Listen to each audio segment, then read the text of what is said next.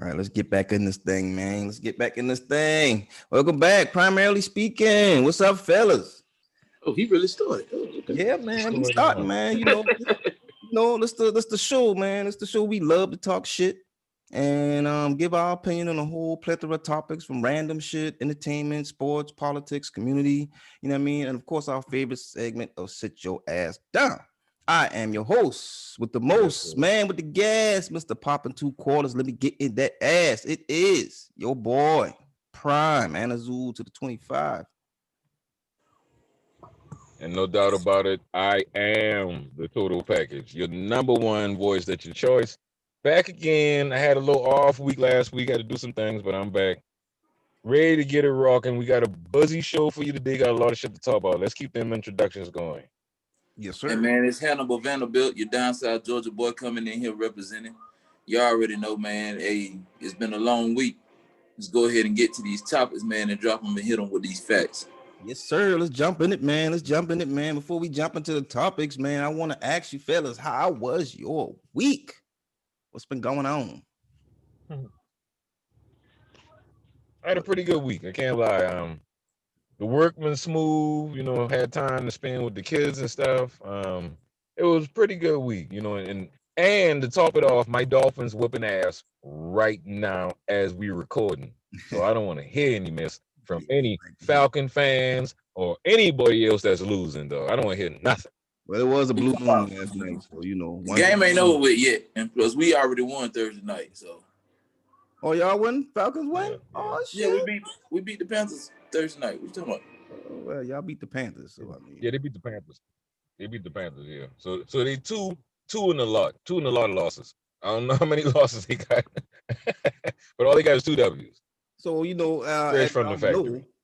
yesterday was Halloween. What y'all do for Halloween since everything was kind of fucked up this year with COVID and blah blah blah.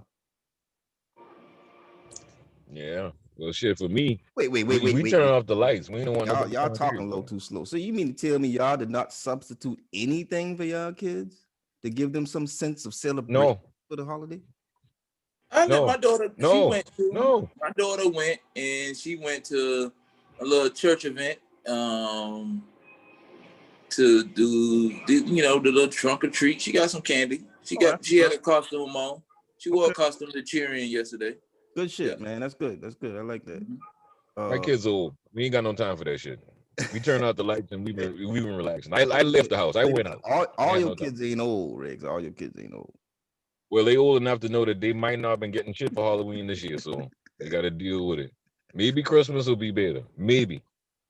I did some old simple shit, man. I just bought a assorted bag of candy, and we just roasted marshmallows and did s'mores and a little pit fire put in the backyard, man. Nothing That's major, great. Oh, but it was yeah, cool. that's what's up. It was cool. It was That's cool. what's up. It was decent. It was So decent. what we got on the agenda for the day, Mr. Horse? I mean, because you got to run these things down. Some interesting shit we got to talk about this week.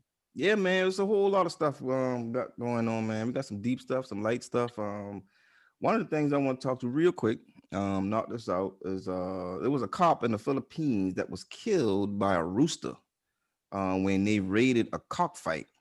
They have, I don't know what you call those little blades they put on the ankles and stuff like that, but Mm. it caught him in the Oh femoral yeah, artery, and he bled out. You know what I'm Man. saying? Once that start bleeding, there ain't nothing you can do to stop that. You're done, son. It's like that's you're ironic done, son. that y'all come to break up a cockfight and then he end up dying by a rooster. It wasn't like a Yeah. patron of the fight. It was a rooster killed him. Like, Some dirty game Listen, cops. yeah, the rooster. Yeah, the rooster is the main attraction. He said he ain't gonna take me alive, not tonight. You got to go down, so he Champ might said, as I well. ain't going out without a fight, baby. You gonna have to kill me. Right, that's right. That was You pretty know. crazy. Uh there was a question that was posed, and I'm gonna go ahead and jump right into this and knock this out real fast. There was a question posed that about spades.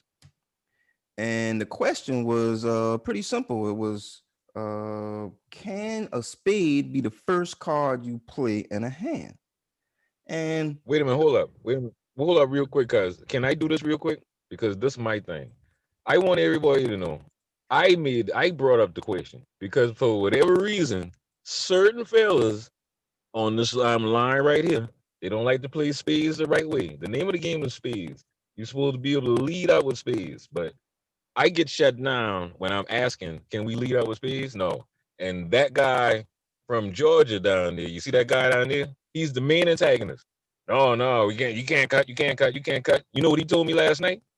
You should have never followed me up in the first place. I'm like, oh man, this dude's job. Hey, but But you should be able to play it's spades neither from here nor jump there. and do It's what you need to do. Hey, it's neither here nor there. Either way we play, I still win. Either way. You win all the time? I ain't gonna say I win all the time. You gotta take you ain't. Hey, Okay then. All right. you Then. never could So be a don't act real like winner if you don't come know on how here to acting like survive you through the don't losses. come on here acting like you a special spade player, nothing like that or whatever. I'm You just saying had over you. But Over I'm you. great. he I had to beat throw No, that you in there. either I way. keep telling you, your numbers are very skewed with that, sir. Because like I said, you're good. I'm great. Always remember that, youngster. Always remember that. You got to Ooh. get the way I at. I Yeah, I'm in his You head. alright. I'm in his head. You alright. I'm in his head. You Yeah. alright. When you hear people say you Great. all You right, alright. yeah, see, that's how you know right there. See, I don't I know Hannibal, you like to say that it's house rules. The house can call whoever you know is the person. But me, I just don't think it's a rule, period. There's no way that says that you can play a spade out the gate. There's no the matter of fact, the official rules of spades says that that's not the case. You have to play some other card suit first, and then you can play spades first. Because it has to be broken in. Right, right. That's how the computer. You know what? Y'all play too much spades on the computer and online, On dog. the computer, When you play getting spades on the down, computer. when you're getting down at the real table, drinking real liquor and doing real things, you can play the way it's supposed to be played, dog. And Prime, I'm surprised at you. You know How you what? surprised at me? I snatching your downtown car, dog. Excuse Because you? I can't believe. Yeah, I can't believe a brother that grew up, born and bred downtown Charleston. You We are know out how to your do this thing, dog. you are out your ever loving You mind, the sir. And you main know one, you dog. can't. You ain't gonna snatch my car, goddamn. Because for one, we never played Yeah. like that. Anytime I was playing back home, we never played like that. Spades can go first. No, I don't know where you played at, but I learned from some great. I've been playing downtown. Yeah. I learned from some And the great. thing about it is, and the one thing about it is, my bad, I mean to interrupt, but the one thing about it is, you know, a lot of older people in your family that play that way too. So don't sit here and act like, oh man, this is unbelievable for you to play that way. But no, I don't. That's what I'm telling you. I learned how to play from my mama taught me how to play spades, and my mama's really good at spades, but I never learned how to play like that. She just ain't teach you. That's what it is. Oh, because I guarantee you, your mom know how to play like that. Well, I tell you, your old man know how to play like that because he's the person I learned how to play from. Like that. Well, then you can't talk because I trash him whenever we play.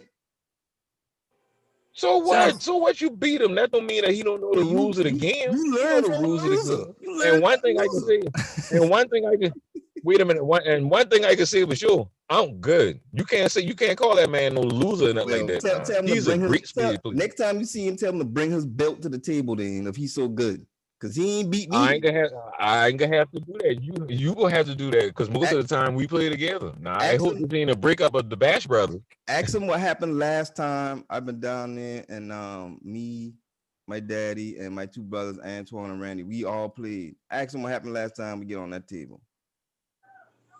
Oh yeah, I did hear about that. I heard about that. Yeah, I heard about that. Yeah. And that's cool.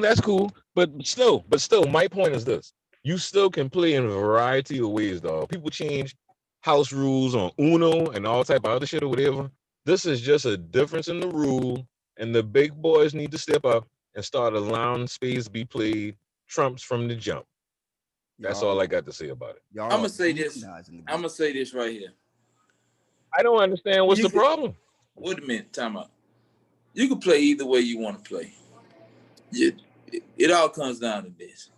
You wait till they be broken or not. You start off in the jump, not. I've heard it all.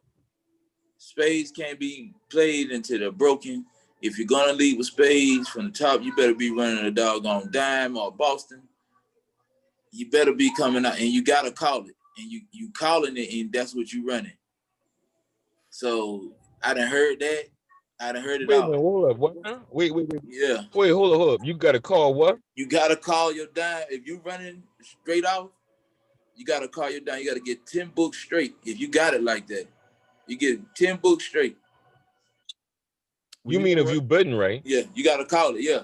You know Yeah. what, fellas? When you bid, yeah. Oh, You gotta call it off the top because you gotta call it. If you don't call it, then, you know what I'm saying? That's the game. You don't get it. You said that's a rule of the game. You said if you don't get your books that you bid, you said. It's more than just that. You coming out the first hand. There's no first hand bid itself. So you gotta call that dime. And once you call that dime, you gotta get 10 books straight. I done played like that. Wait a minute, you talking about bidding? Wait, hold up. You talking about bidding hand or counting points? No, when you bid, because listen you keep saying what I'm saying. I say when you bid hand, but you know the first hand bid itself. Right. But if you feel like you got the dime off the rip, you gotta call it, and you cannot let whoever you playing against get no other books than them first 10 books that you get straight. Or if you running a ball, you better get all the books. Yeah. Like that. Wait, you saying you got to get the first 10? You can't let them get nothing before the first 10? I'm saying I've heard. So if they get a book, all this shit before when it comes to the space table. No matter how. Well, don't believe everything. No matter don't how believe everything many you people come that don't sound right with the rules or whatever. I'm still a champion. I'm still great. You know what I'm saying? You can carry on with Rex. He's a loser. You know what I'm saying? Countless of times. Hey, now you know the funny thing about that, Brian. I ain't call this man a loser or nothing. I said he was good. I gave him his props. You see how some fellas be? That's them type of fellas that really can't get no wins over you, and they glorify numbers. Wait a minute. They got their partner carrying them up the road. All they did because I like to hear it get. This period, I can being gracious and generous. This game is trash. I'm in his head. His game is terrible. He don't know how to play no spades at all, dog. He play like an old lady. He ain't never in my head. He'll say he in my head, but I got a bad hand. I'm with a bad hand getting 3 books. Come on, bro.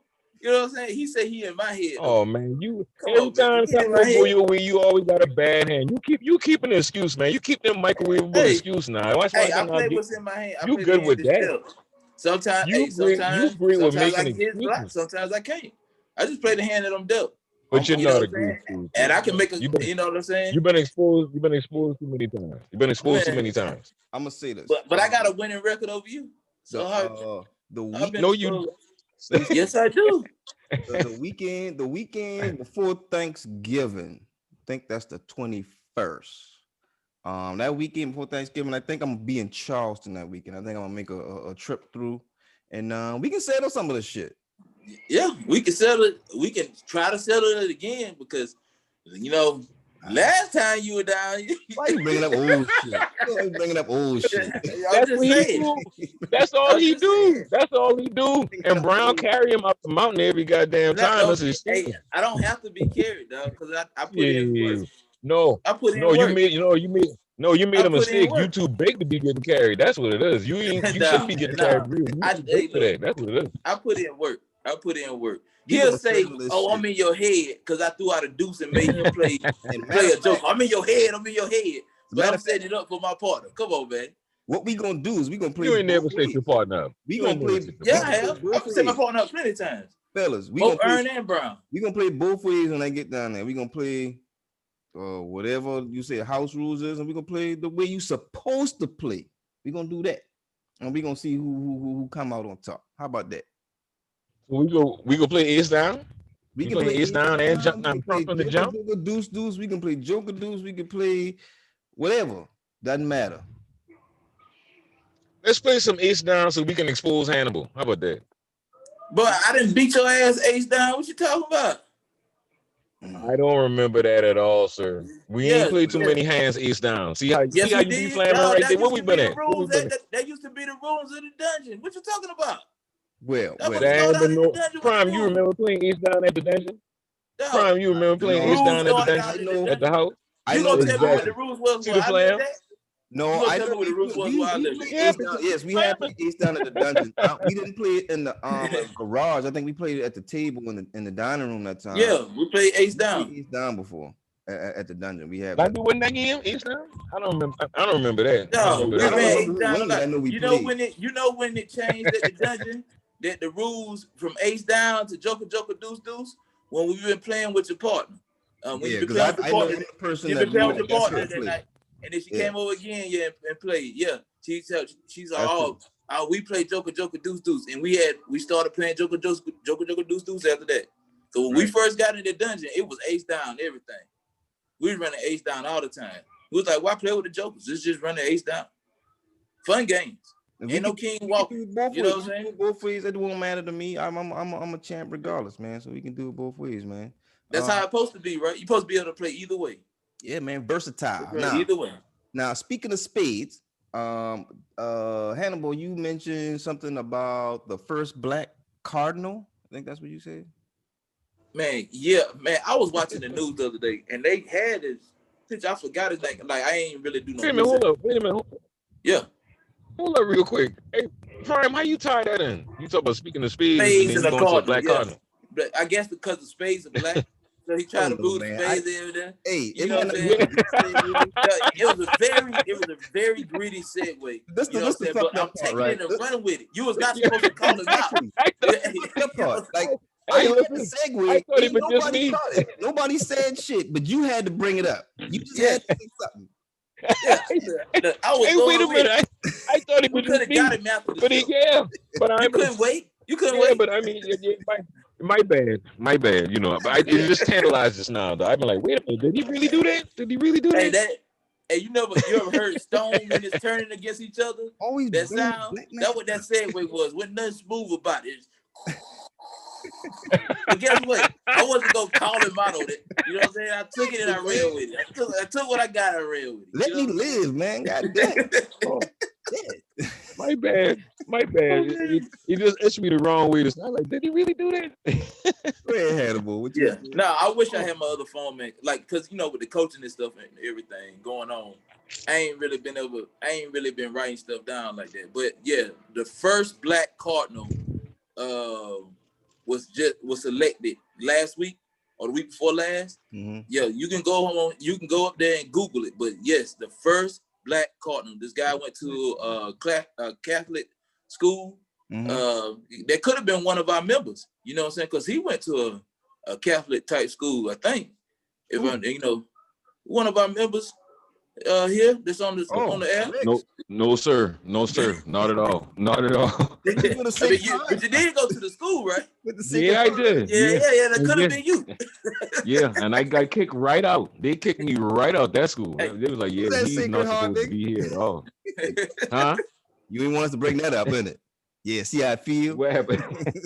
He was a problem child. You get kicked out of school, though. Listen, I proud of my history, and it was Cathedral Prime, not Sacred Heart. Cathedral, get it right. Sorry, get it right. My bad. Yeah, that's right. Mr. Spade. Still got Catholic in your blood. But anyway, I think that's I don't know if that's good or not. Is that a good thing? A first black cardinal? I mean, I don't. He's a religious figure. He's a religious leader. So couldn't hurt. People aren't known to be. Couldn't hurt. Yeah, and if you haven't had one, and then it's one, I mean, yeah, it's good. It's an accomplishment. I'm not gonna. I don't want to demean it or in any type of way, but and this is just me speaking from a black culture standpoint. What does that mean though? He's a leader. He's a leader in the world of. That's a good question. Of the clergy. He's a leader. I mean, I congratulate him on being stepping into that role as a black man. Hey, that's why you need to get on Google, because I just brought it up because I saw it on the news. Get on Google and look up that significance. Oh, you say you don't know no details. Like I told you, I've been coaching this week. You know what I'm saying? So remembering to write that stuff down. You know what I'm saying? I forget to go and write this stuff down, but I did see it. That's why I told everybody go Google him, because I couldn't remember his name and stuff. So go Google him. You'll see the first black cardinal. You'll see that the boy got the facts. I ain't telling no lies to you. But yeah. Hannibal, quick question. Is it okay for me to ask you how coaching has been going? It is not. It is not. Well, you know You what? know what, Prime? You trying to Yeah. be funny right now, man. We trying to conduct a Yes, show, I okay? am. No. Yeah, I have No. to- I got a good Yeah, answer for that. yeah, we see what you're doing. Uh, We see what you're You doing. know what? This week, actually proud of the kids. They played a good game, man. They one of our kids, I call him little Michael Irvin, because that's exactly what he looks like. Hopefully his life doesn't go that way. He doesn't discover the white girl. But that's neither It's here the nor there. ball. Yeah. You got them But hands. dude, he definitely was a playmaker on offense. On defense, his ankles are probably still out there on that field. So, they probably still out there somewhere, you know what I'm saying? But I gotta give him his props because the kid had a kickoff return, which he set up nicely. Because even though there was other kids out there on the field, he really still didn't get no blocking on the kickoff return. It was just about all him. Would I be lying if I said that? You know, maybe a little bit of blocking, but most of it was him. He had a long touchdown run from a handoff. There were 2 long touchdown runs from handoffs. Huh? Just 1 long touchdown run? Who scored the other touchdown? They snatched that back. They snatched that back from real quick. No, he didn't get 2. He get 1. Hannibal, Okay. For those But listening, Hannibal, we talking to Q the body. Hey, his play was his offensive play was stellar. I can give him that. You know what I'm saying? Like he did some great things out there. I got to give him his props. But still had some stuff. The defense actually, man, we had a little kid, man, named I call him T double D. That's what I call him. You know what I'm saying? His little name is Terrence. He go out there, told him what to do. Get in there. I call him T double D. I mean, Daddy Dollars. yeah. I mean, the kid was out there making plays like Trick Daddy used to make. Dog. He was out there, you know what I'm saying? He was out there. The only thing he didn't do was take it to the house. So, but he got him a sack. You know, little short kid, man.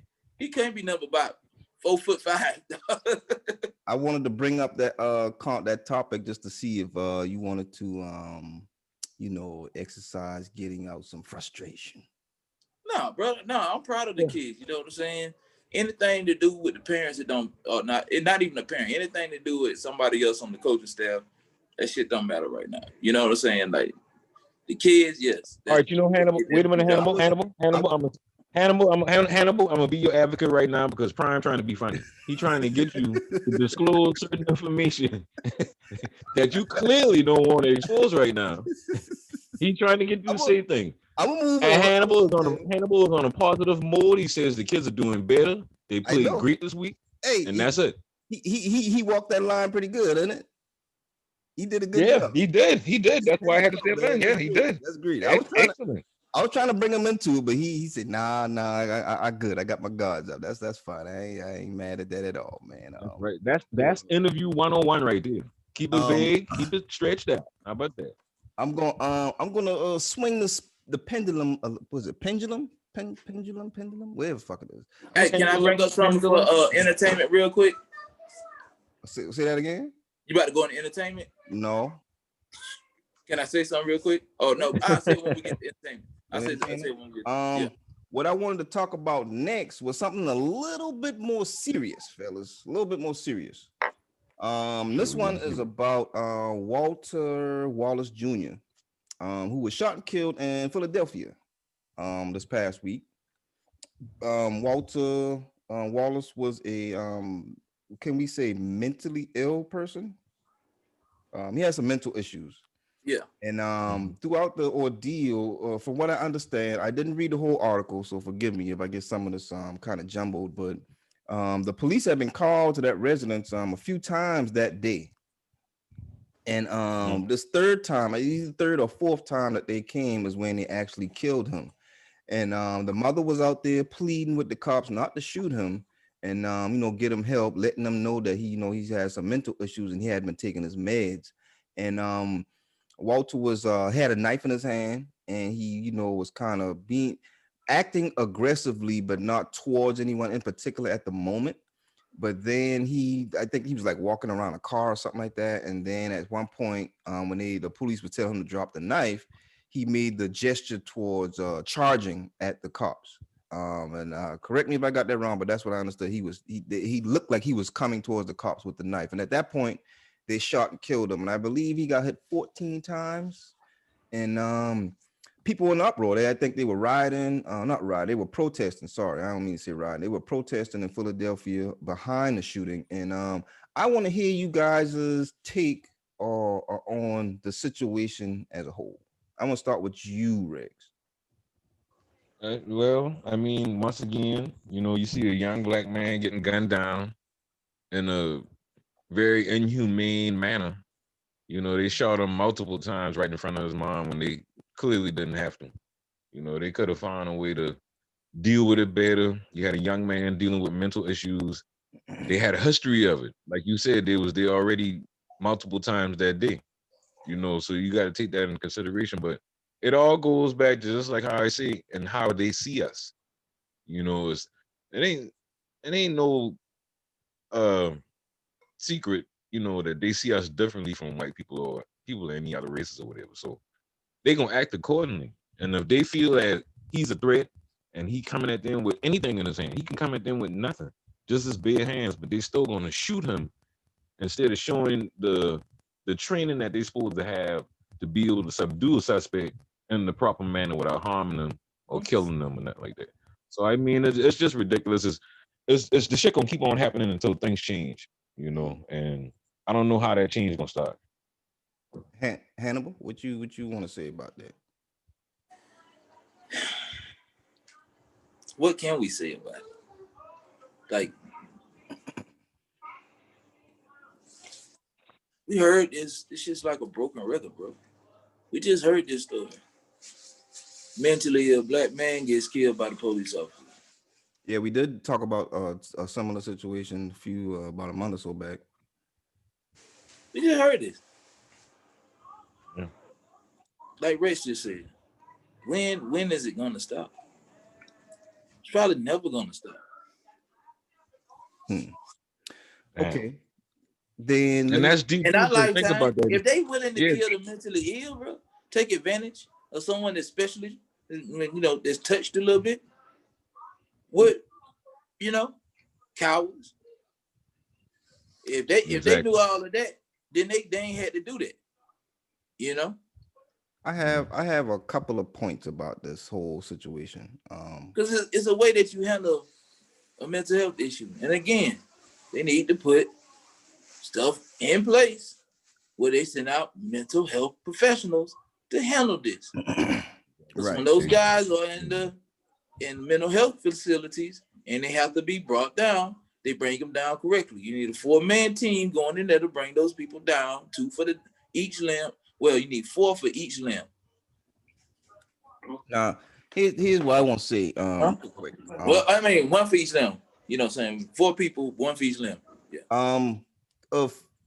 When I had first heard the story, the way it was presented to me, I was like, well, he did charge at them with a knife.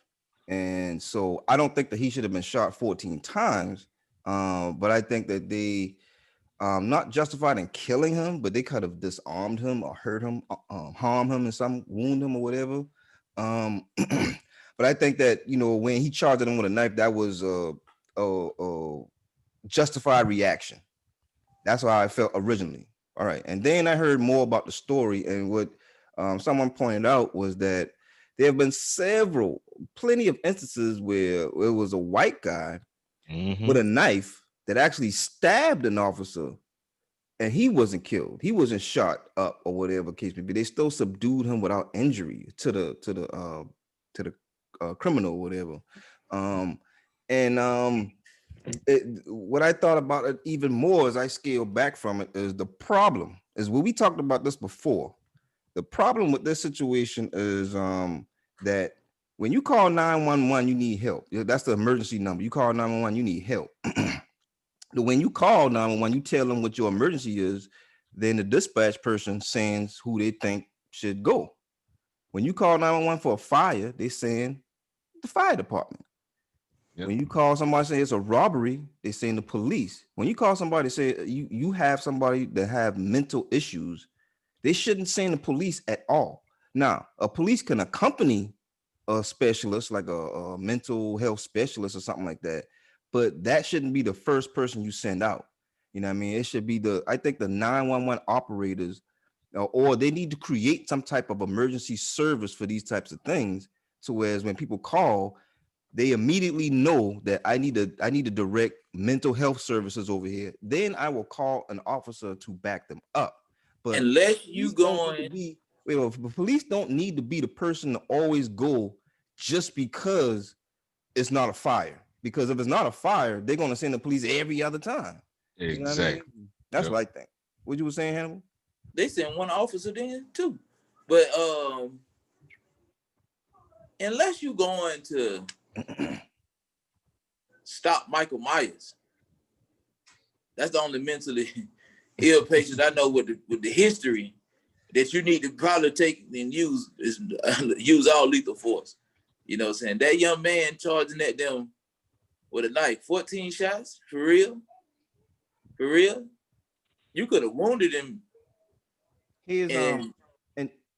I mean to cut you off, Hannibal. I wanted to add on to what you were saying. And let me know what y'all think about this, because I heard somebody say that they had a police friend who they asked about the situation, and what they said was that even though there's a lot of cops out there, when a cop goes to pull their gun and shoot, the cop doesn't know how many times his partner is shooting, so he's not aware of of there's 3 other cops out there and they all shooting.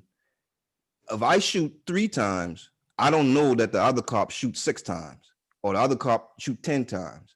You know what I mean? I may have only wanted to shoot the guy once or twice, but that may be the same thinking that 3-4 other cops got. I'm only going to shoot him 2 or 3, whatever the case may be, and that adds up. You know what I mean? And does that play any role in your mind about how y'all feel about how many times he was shot?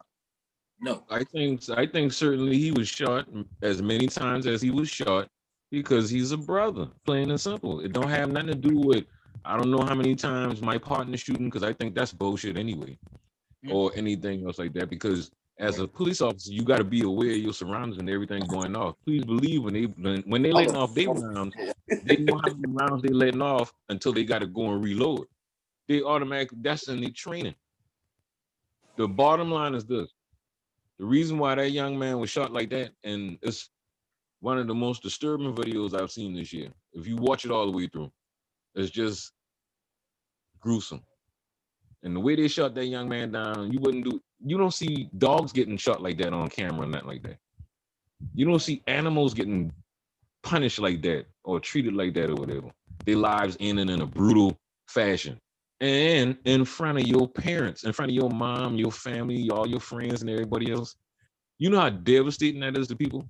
That one young man, his one death done sent out ripples through everybody else's life that love him or care about him or have any interaction with him, man. And that's the worst thing about it. And as a police officer, when they go into these situations, they need to understand that and know that so they can act differently. We are not animals. We humans just like everybody else. That shit crazy, man. What you think, Hannibal? I mean, what you 2 cents in? I gotta hear this. Man, I've been saying it. How could you not hold them accountable for how many rounds shot? When somebody go out in the military that's supposedly protecting this country, there was somebody supposedly protecting the country. They gotta count how many rounds they have to see if they fired a round, and they're held accountable for that round. Mm-hmm. So I don't want to hear that crap about this, that, and the third, about how many rounds shot. I can't tell how many my partner shot on this, that, and it should be already. It should, every time they go out, it should be documented, paperwork, and everything. And when they come back, they should do a rounds count and all the other stuff. But that's after the fact, though. Then you can hold them accountable for how many rounds were shot. Because look at the situation that was going in. Ain't nothing about that shooting was justifiable at all. Nothing. So you don't think somebody charging at you with a knife is grounds to shoot? Now they charge the people in mental health facilities with pens and sharp objects. It's just as dangerous. And they take them down and they hold up now. And when they in these mental health facilities, and they get a charge, they get tackled and they get brought down Right. by four And people. I only asked that question because even in the situations where it was a white guy that had a knife or whatever the case would be, I believe that they should be shot as well, but they weren't because, well, I don't know why, whatever the case may be. So that's why I was asking, if somebody charging at you with a weapon, do you don't think shooting them is justifiable? Unless you shooting and not to kill, is non-threatening, and you can shoot them in a non-threatening manner. Right. You know what I'm saying? Another question, like, aren't police trained to know if they're gonna use a weapon, that they should know where to use their weapon, not just shoot to kill, right? Yeah, would they imagine. train for that. We all know But they you train ain't- for that. You Yeah, ain't they had train. to shoot. I mean, You ain't had to shoot at him. You could have shot at the ground. My thing is this, just like how Prime, I won't touch on what Prime is saying this now. For me, my mindset is this: I don't think nobody should be getting shot like that or whatever, white or black. If the person got mental health issues, you got to do something with that person in a way and in a manner that you don't harm them or kill them. That is your job. Police are peace officers, Serve and protect. civil servants. Yes, that's what their job. Their job is not to go out there like Cobra or Rambo and just shooting up the whole block, blowing shit up and carrying on and going Yeah. and having a beer after. That's not their job. That's Their that's job what is they've to been told to do serve because and they protect. oversee us. Exactly. And I mean, and when you think about the history of the police, the fraternal order police officers or whatever, that's how it started. They were slave catchers. Yep. So you Round up the can't black folks. expect a franchise or institution like that to change ever. They're not going to change. It's like the KKK. We know what they're here for. We know what they're here to do. So I mean, hopefully it'll change. Like my homeboy Hannah, which is now saying it's heartbreaking to hear because I hear from a lot of people. They really believe it's never going to change. It's always going to be like that, and that's a nightmare to live through if you're a black person. That you have the chance of being stopped by the police and being killed. Yes, very Because Think about it. 35. How many times y'all ever riding around and the policeman behind y'all or whatever, and you got real nervous or whatever? You ain't really getting nervous because you might have something in the car or some bullshit or whatever. You're getting nervous because you might die. Shit. And that's messed up. And think That's about it. PTSD for your ass. For 35 years of my life, I'm saying 36 years in the time before I was born, you know what I'm saying? I've been having to look over my shoulder. Yeah. Worried about what the officer might do. You know, the first time I had the cold feeling of the steel placed around my wrist, I was 8 years old. What is an 8-year-old being handcuffed for? Because he got in a fight with a kid. That's because just you black. That's all that is. Thank you. Exactly. I never see a white kid in cuffs. Unless they absolutely did something. I see a lot of black kids in cuffs, but I never see a white kid in cuffs. And you never will. I mean, because that's what they do. That's what they were invented for. Punish black people. I thought that was one of those situations where it was because of how the situation came about, where it's not just because he was mentally ill, but because he had a weapon and seemingly charged at the police officers and how that went down. I was wondering whether or not that brings up a different conversation about the police brutality and the way they've been treating black people, for forever. But they knew he was mentally ill. They knew he was mentally ill. Don't change it for me. That's one of the problems. Because if you watch the video, they far away from him enough to where they could have taken him down by hitting him in the leg, shooting him in the leg, or using a taser. I ain't hear nobody saying using a taser. Another thing that brings up is when you have these mental feud situations like that, and you don't want to call the police because now you're like, well, if I call the police, it's a high probability they might kill the person that I calling them to subdue. So who do you call? Like, what do you We do? should Like, just start. huh? Yeah. The go. We should just go ahead and call the hospital directly. Something shit, man. It's sad, Man, dog. this It's shit a is scary. It's difficult like situation, you want to man, and call the it's not. police for help, but Yeah, then calling them could be deathly. yeah, Deadly. could be Deadly. detrimental to your health. Man, You man, know, man. Well, and that's crazy that you gotta live in a world like that. You know.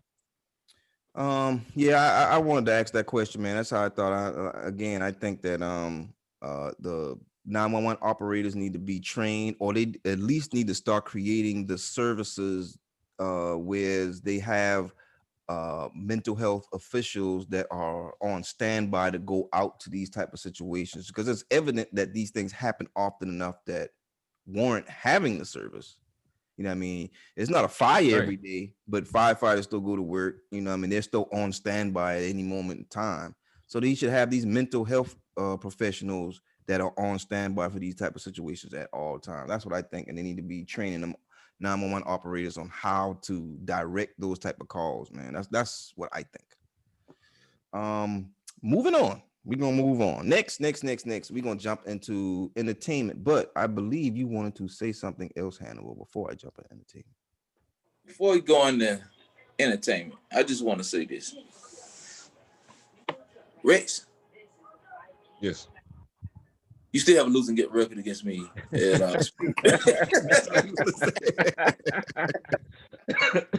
Oh man. That's all you want to say. Man, your ass. You want to make sure you get that in there. Yeah, he wanted to make sure. He wanted to make sure. Actually, I forgot what I was gonna say. Okay, so everybody. He trying to play it off. All right, so we're man, gonna what move you on to entertainment now. I didn't want to really I got it. Want to talk about it, huh? I got it. What is it? Too late, chum. Amari Hardwick got a movie came out called Spell. What's her girl who played Mom? What's her name? Dang, I can't think of her name right now. She's playing in that movie also. It's a movie Octavia called Spencer? No. Not Octavia Spencer. She played in Ma, right? Yeah. The Oh black yeah, that's lady? her. Yeah, that's Yeah. her. That's her. Yeah, that's her. Yeah. That's What's her. the name of the movie? Spell. Yeah, Spell. What's it out on? Man, looks like they got it out on like the little early rental thing now. Oh, okay. You know what I'm saying? Good. I haven't watched it yet. You know, early rental. we watching it. We pirated that thing. You ain't supposed to say that on air, sir. But anyway, I was just about to say that. You were supposed to say that. moving on. We're gonna delete that footage. Delete that footage. Entertainment. Hey, I did, like I told y'all and how I promised. I watched Lovecraft Country in a week. I finished the whole season in a week, and it was Hold on. Did you wait on your wife, or did you just go ahead and say, "Bump it, I'm doing it"? Nigga, I know what I'm doing. I waited on my wife. Okay. Exactly. There you go. Good answer. Good answer. I know Okay. what I'm doing.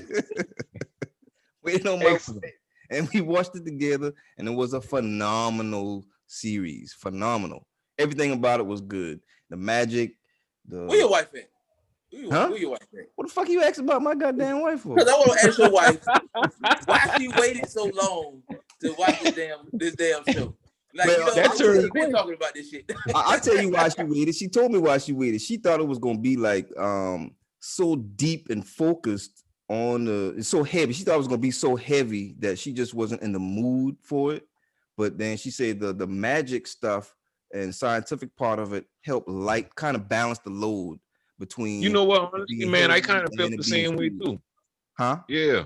I kind of felt the same way too at first, because I didn't watch it at first until Hannibal and Brown them and talking about it. I'm like, let me check this out and see what's going on. But I thought the same thing too. I'm like, I just really ain't in the mood for that shit, man. You know, sometimes like something gonna be like real heavy, and you like, I gotta get my mind in the ready for that. I might not be in a mind state to watch that type of stuff. That's how she was. But when she started watching the first episode, she was hooked from the first one. You know what I mean? And yeah, that's usually how good shows go. First one was good for you. That's how I felt about Game of Thrones. I'm like, Game of Thrones. It's like, man, this shit about to be a bunch of medieval shit. I don't really want to watch it, but I watched that first episode. I did not want to watch that shit at first. I Yeah, was that hooked. first one get me too, cuz for real. I've been like, man, this Matter of shit fact, good. Rex, when I was at your house that time and you was watching, it was I think it was in season 7, and you was watching one episode, and I've been glued to that shit. I'm like, we were supposed to go someplace, but Oh yeah. I was Yeah, I like, do remember that. Yeah, I sure gotta enough. watch this when I get back home. But yeah, after watching that first episode, we Yeah. just got hooked, man. And Lovecraft Country was great, very good. I even like the season finale of it. Yeah, great show, man. Great show. Yeah. I appreciate A you hard on rare that. good season finale, because most of the time season finales ain't good, but they really hammered that shit home, man. I Game of love Thrones. that last season. Game of Finale. Thrones. Yeah. Game of Thrones has a terrible season finale. I mean, But you mean Yeah, not just a yeah. season finale. That was the ending of the show completely. They it was just ass. scratched that up. That shit And you was notice ass. how they kind of sped everything up, man. Yeah, seem like they've been kind of trying to rush it or whatever, man. It was It acting like got they kind of knew whack near winter was the end. coming. But You know, they Yeah, said that, winter is coming. same thing with the yeah, last season of Power. they Good might point. have.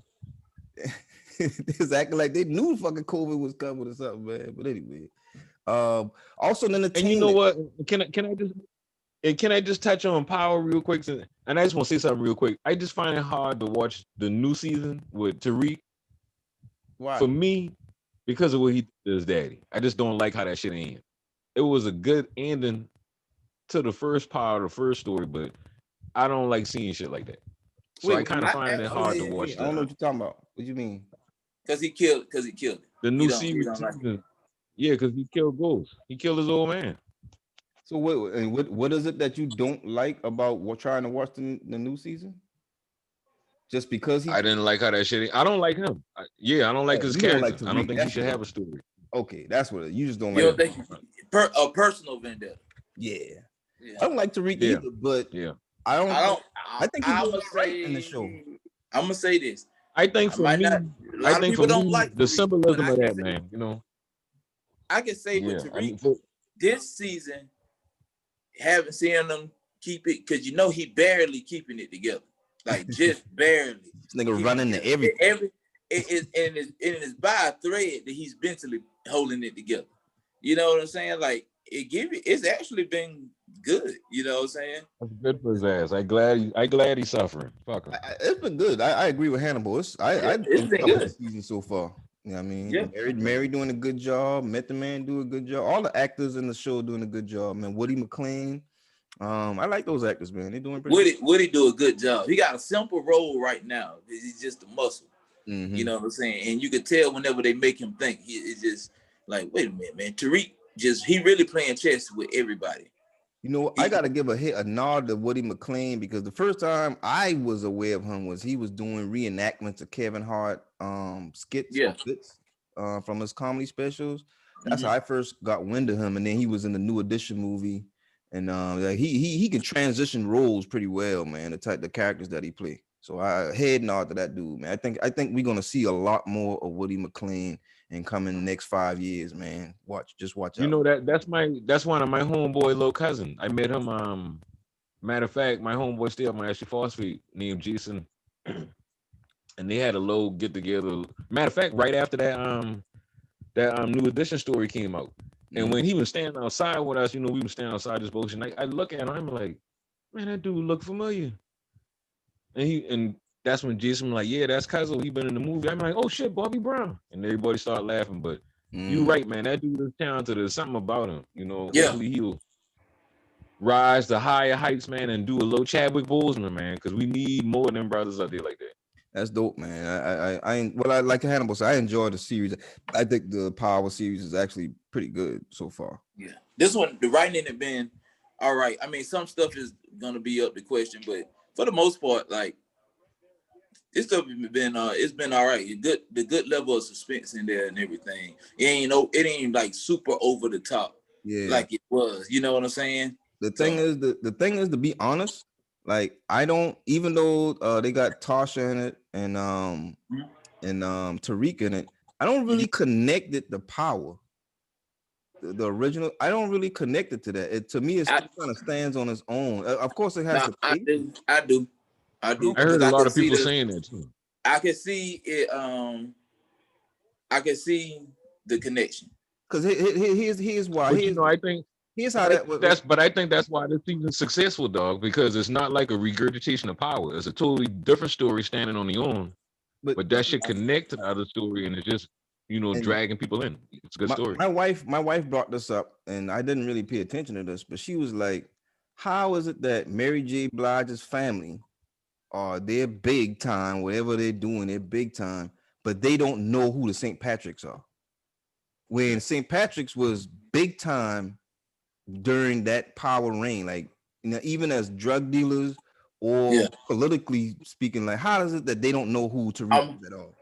I see. I'm gonna say. Oh, see, that's that bullshit. Hold on. I'm gonna say this. I'm gonna say they know Ghost. They know Ghost, but they don't know James St. Patrick. A lot of people didn't know who James St. Patrick was, but they knew who Ghost was. Well, they know of Ghost, then they didn't know who he was. They know of Ghost. They know of Ghost. They don't know that he was Ghost, but they know of Ghost. They heard the name because Ghost was always in the back. That's true. You know, so only people who really knew Ghost, how he was later on, was big time. Not little people on no street level. They didn't know. That's why he was able to run as a politician. Yeah, because he kept himself out of. That's a good point. He kept himself out of the light. You know what I'm saying? And they come from the same area. I wonder if it's different timing. You know what I'm saying? Because it looks like they're on a different side of New York right now. Because they're in the because that school is away from where he lives. It's either the Bronx or yeah. I can't remember where they live where it started. Where they at? Ghost is from Queens. Yeah, it's from Queens. Ghost is from Queens. I think the other families in the Bronx or Queens. No, they ain't Queens. They in Queens. Queens, yeah. Yeah. It's something about they tied it in. They're trying to take it back to the root. I think the uncle got a lot of missing stuff to put together. Because I think it's all going to come together where you're going to see the connections with the old story. You know, because the stuff with Saxe and what's her name? The daughter, the niece. No, that's probably gonna come back up. But the stuff with Saxe and the other agents, that's gonna eventually come to light. Like, is Saxe either gonna get screwed over? Because I seen the thing where they got Method Man character. He's cutting a deal with Saxe. Yeah, you know what I'm saying. But I think that's to get Saxe. You know what? I brought that. Now that you bring it up, I think about that show. I'm like, that's the one thing I don't like about the show is that the way they're trying to incorporate Saxe, it all seems just so fabricated. There's no way a person in his position would be this fumbly and in that type of situation. It don't seem like it would make sense to me. That's also is against the law, and it does happen.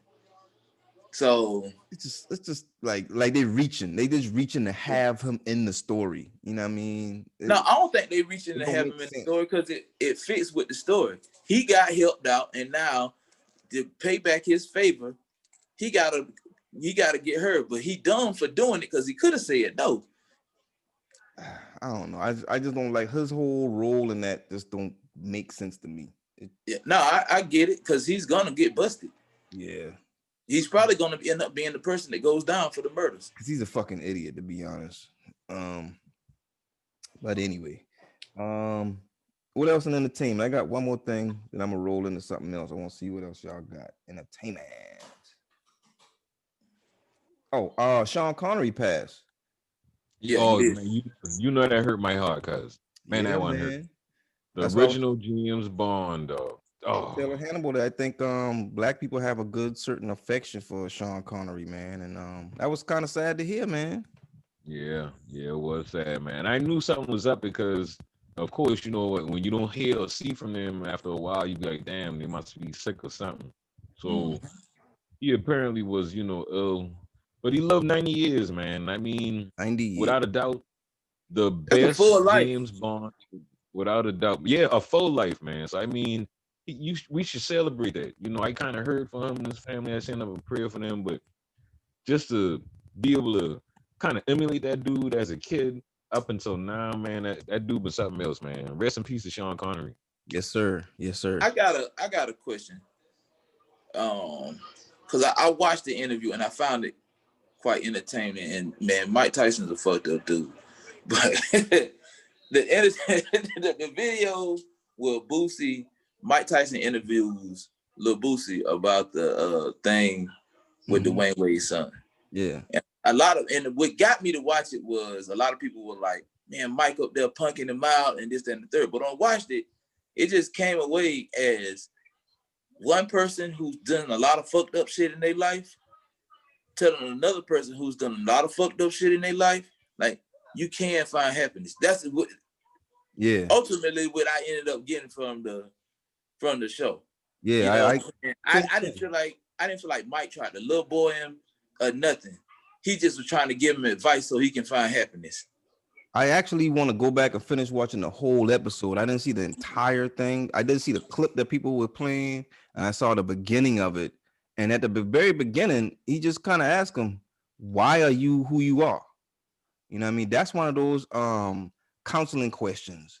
You know what I mean? Yeah. Why shit, you know, why? And they keep asking why, you know what I mean? Until you really get to the meat of what causes you to be who you are. And I thought that was like you were saying, Hannibal, that's from somebody that's fucked up, but has had an opportunity to explain himself in a safe space. So he wanted to ask Boosie those same questions, like, why are you the way you are? You know what I mean? Because I really do think that dude, you know what I'm saying? Like, Mike probably got bodies. Boosie probably got bodies because that shit he got off on, I really do think he did that shit. He did that. He got off because somebody else took the downfall on. I really think he did that shit. Like, he gonna live with that. That man ain't been right ever since that shit. He ain't lived right since. But I think all that shit catch up with you after a while. Them demons chase you and they catch up with you. Like the hotboxing with Mike Tyson, actually a pretty good podcast. Yeah. Because Mike like that. Mike bring it. I saw the one with Joe Budden from last year, 2019, like October 2019, where he punked Joe Budden and them boys. Now that was a punking, because he was like, that was punking. He was like, shut the fuck up. I'm ready to fuck you up right now. I was like, oh shit. Yeah. I mean, scary. Joe's, you could tell when Mike liked somebody on the show. You could tell when he liked them. You could tell he kind of like, motherfucker. You know what I'm saying? You know what I'm saying? So hold up. So that shit between Mike and Joe Budden been for real? I thought that was like edited video or something like that. He punk him like that for real? Some of the video was edited, but that was the conversation. That was a real conversation they were having. Them niggas were scared. Yeah, they were. Clearly. But when you look at the Boosie episode, it looked like somebody sat down and made him think. Like, somebody made him sit down and ask him questions to make him like, damn, you know what I'm saying? I ain't had nobody, ask me stuff like this in a minute. You know how like if somebody feel like they're typically the alpha male when they walk into a room. You know what I mean? So if somebody want to try to say something, they always shut that motherfucker up. Like, man, shut the fuck up. Ain't nobody want to hear that shit. But this was a situation where Boosie is an alpha male, but he was in the room with a bigger alpha male that was calm. It wasn't on a fuck you, I'm in control shit, but trying to talk to him in a way that want him to make sense of everything he's saying. So they end up talking business at the end. It was calming. Like, it was calming for Boosie to have somebody with that type of status and that type of savagery in his history to talk to him in a sense of I'm not going to talk to you like you're an animal or on that level. I'm going to talk to you like a human being, and I want you to respond to me like a human being. I don't want you to give me that rah shit, that tough guy shit. Fuck all that tough guy shit. Talk to me like a person, because I know you can. And he gave him that opportunity, and I thought that was real good of him, man. Yeah, no, Mike. I think Mike, when you could tell when he genuinely liked somebody, like when T.I. was on the show, he called him tipster. He couldn't help but laugh. Oh, it's the tipster. But he loved having T.I. on the show. You know what I'm saying? Let me ask you a quick question, Hannibal. Quick question. Now, I know you was a T.I. fan. And you love T.I. And as much as we know T.I. don't mind running up on anybody. You think he was? No. He ain't no fool. Hey, He ran up on Mayweather. He ran up on Mayweather. that's different. They about the same Yeah, size. that's a big difference. That's a big difference, dog. I mean, You not he running bigger up on Mike Tyson like that. and he bigger than Mayweather. I mean, you know what I'm saying? Because Mayweather, what, 145, 150? Oh man. Yeah, you know what I'm Yeah. saying? Like T.I. small, but he probably like he older now, so he probably like a 175, 180. You know what I'm saying?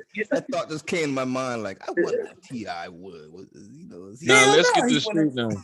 Let's get one thing straight. Floyd still No. would have knocked his ass out, dog. I'm trying to Yeah, tell that right now. He Floyd had would've knocked him no out. he had no wins with that. He showed heart, but it's a thin line between heart and stupidity. That's all I say. I like that. I like that. Rick. Yeah. Yeah. Very thin line. All right. Let me tell you another thing in entertainment. I want to ask real quick, and this going to fold into something else. And this is a brief topic that we're going to fold in. Lil Wayne meeting with Trump and endorsing Trump. Now, I don't want to ask specifically about that, but I want to fold that into a question that Hannibal brought up prior to the show about black men that are secretly endorsing Trump or for Trump that we aren't aware of. And so, you know, we talked about 50 Cent last week. Me and Hannibal talked about 50 Cent last week, and T, you missed that one, Riggs. And you know, my thought was all around financial shit, which I didn't agree with. But these black men that are secretly supporting Trump, I wish we had a black Republican on here that could kind of give us more insight on it. But I want to hear y'all take about what that looks like to you guys. All right. So for me, at first I thought it was just not just but you know what I'm saying, like most of the rich would, you know, if they're a black celebrity, probably back because their pockets are the ones being protected by the tax cuts and all that other stuff. You know what I'm saying? But because they're selfish and that's how they would look. You know what I'm saying? Like I don't expect them mugs to look out for you. Want to look out for us. You know what I'm saying? We the low people on the totem pole compared to the dollars that they got. You know what I'm saying? But a lot of them, they don't want to hear that. You know, they fine with the tax cuts because they see now that there's a lot of us that's getting hurt, you know, from it. People like, you bring up Lil Wayne, the dude couldn't even read his own contracts with Baby after witnessing 3 other people go before him and get messed over. He paid this man one time, he paid this man enough a couple times to make it look good. And at the end of the day, he did to him what he did to everybody else. And like none of the rest of them can't talk because Juvenile still went back and worked with Baby. Turk still went back, you know what I'm saying, talk to Baby. I'm pretty sure when BG get out of jail, he probably gonna go back and talk to Baby. You know what I'm saying? Which is crazy.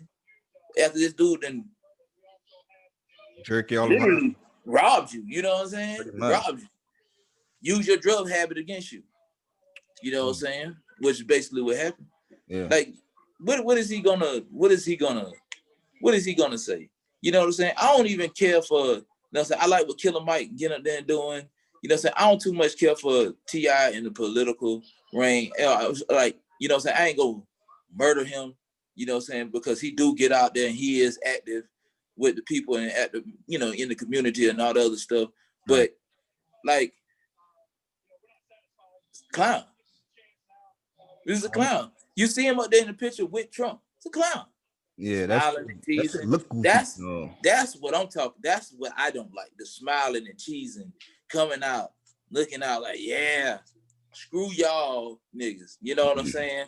He ain't put nothing on the line for black people to go do that. He put on the line for his selfish reasoning. He didn't do anything like that. I read over the platinum plan and I endorsed Trump because he helped out the black community more than Obama. Now, I'm gonna come back to you to ask another question, to expound on that, Hannibal. But I want to hear from you, Rex, as far as what you think about, you know, the secret black men that are supporting Trump. We really gotta kind of investigate that a little further because it is a lot of them, and honestly, I wasn't aware of that It's until alarming, isn't it? yeah, yeah, it's terrible to think that because I really, like I said, didn't realize it until probably like a couple of months ago, Square Buzz. But it is a lot of brothers, and that's one of the reasons why he had so much help in 2016 that you're not aware of, because it was a lot of black people that just didn't vote. They were like, well, I don't really like him, but I really don't like her. So I just gonna hold my vote hostage. And now you see the brothers out here supporting this dude for whatever reason. It blows my mind. I can't wrap my head around it why they would do that. But it got to be something to do with something financial or whatever. I think most of the brothers that really support Trump, they live in a different tax bracket than the rest of us. So they feel like they're not a part of us. We're not down with them. They're in a different stratosphere. They up there with him instead of down here with us. But I think that's what it just really come down to, and that's why they supporting them because of the glare, the name.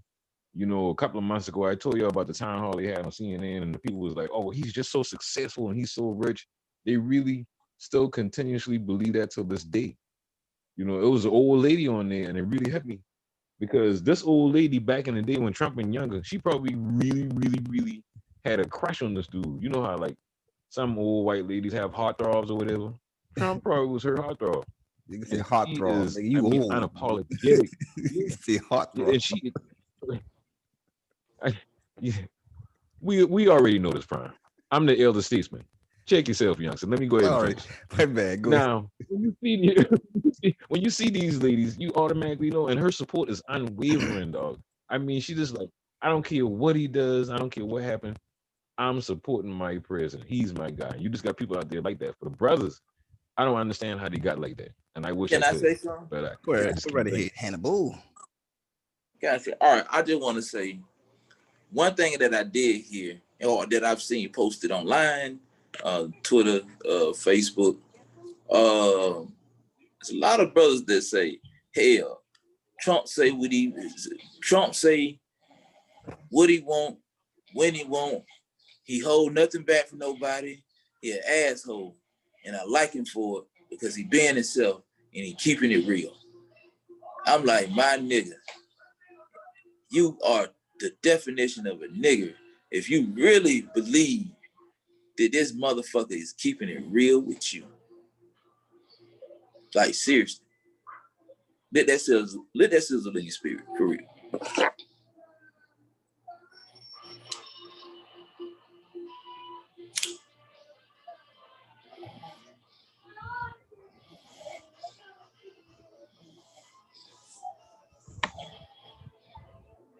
Hey, what's going on? We frozen? Yeah, I know what happened. I was waiting on Prime to come in. I thought I was about to.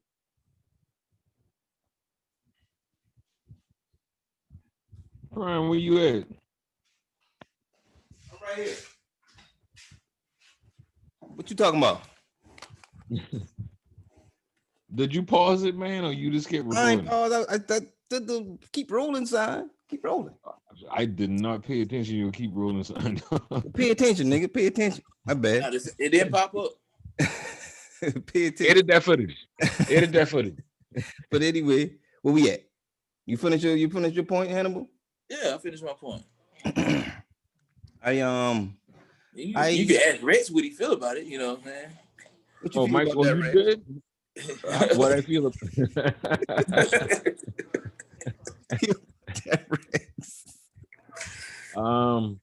I support it. I feel good about it. How about that?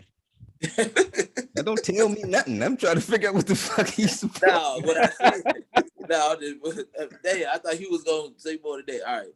So basically, what I said is, you know what I'm saying? Like, why do they feel like, they feel like Trump asshole? He just say whatever he want to say whenever he want to say it, and they feel like that's, saying that he being himself, he keeping it real. I'm like, you are the definition of a nigga if you really think that this dude is keeping it real with you. It's pretty much what I said. Me personally, fellas, I like you said, you met or come across or been recognized that a few of them have pop up, and you said something similar, Hannibal.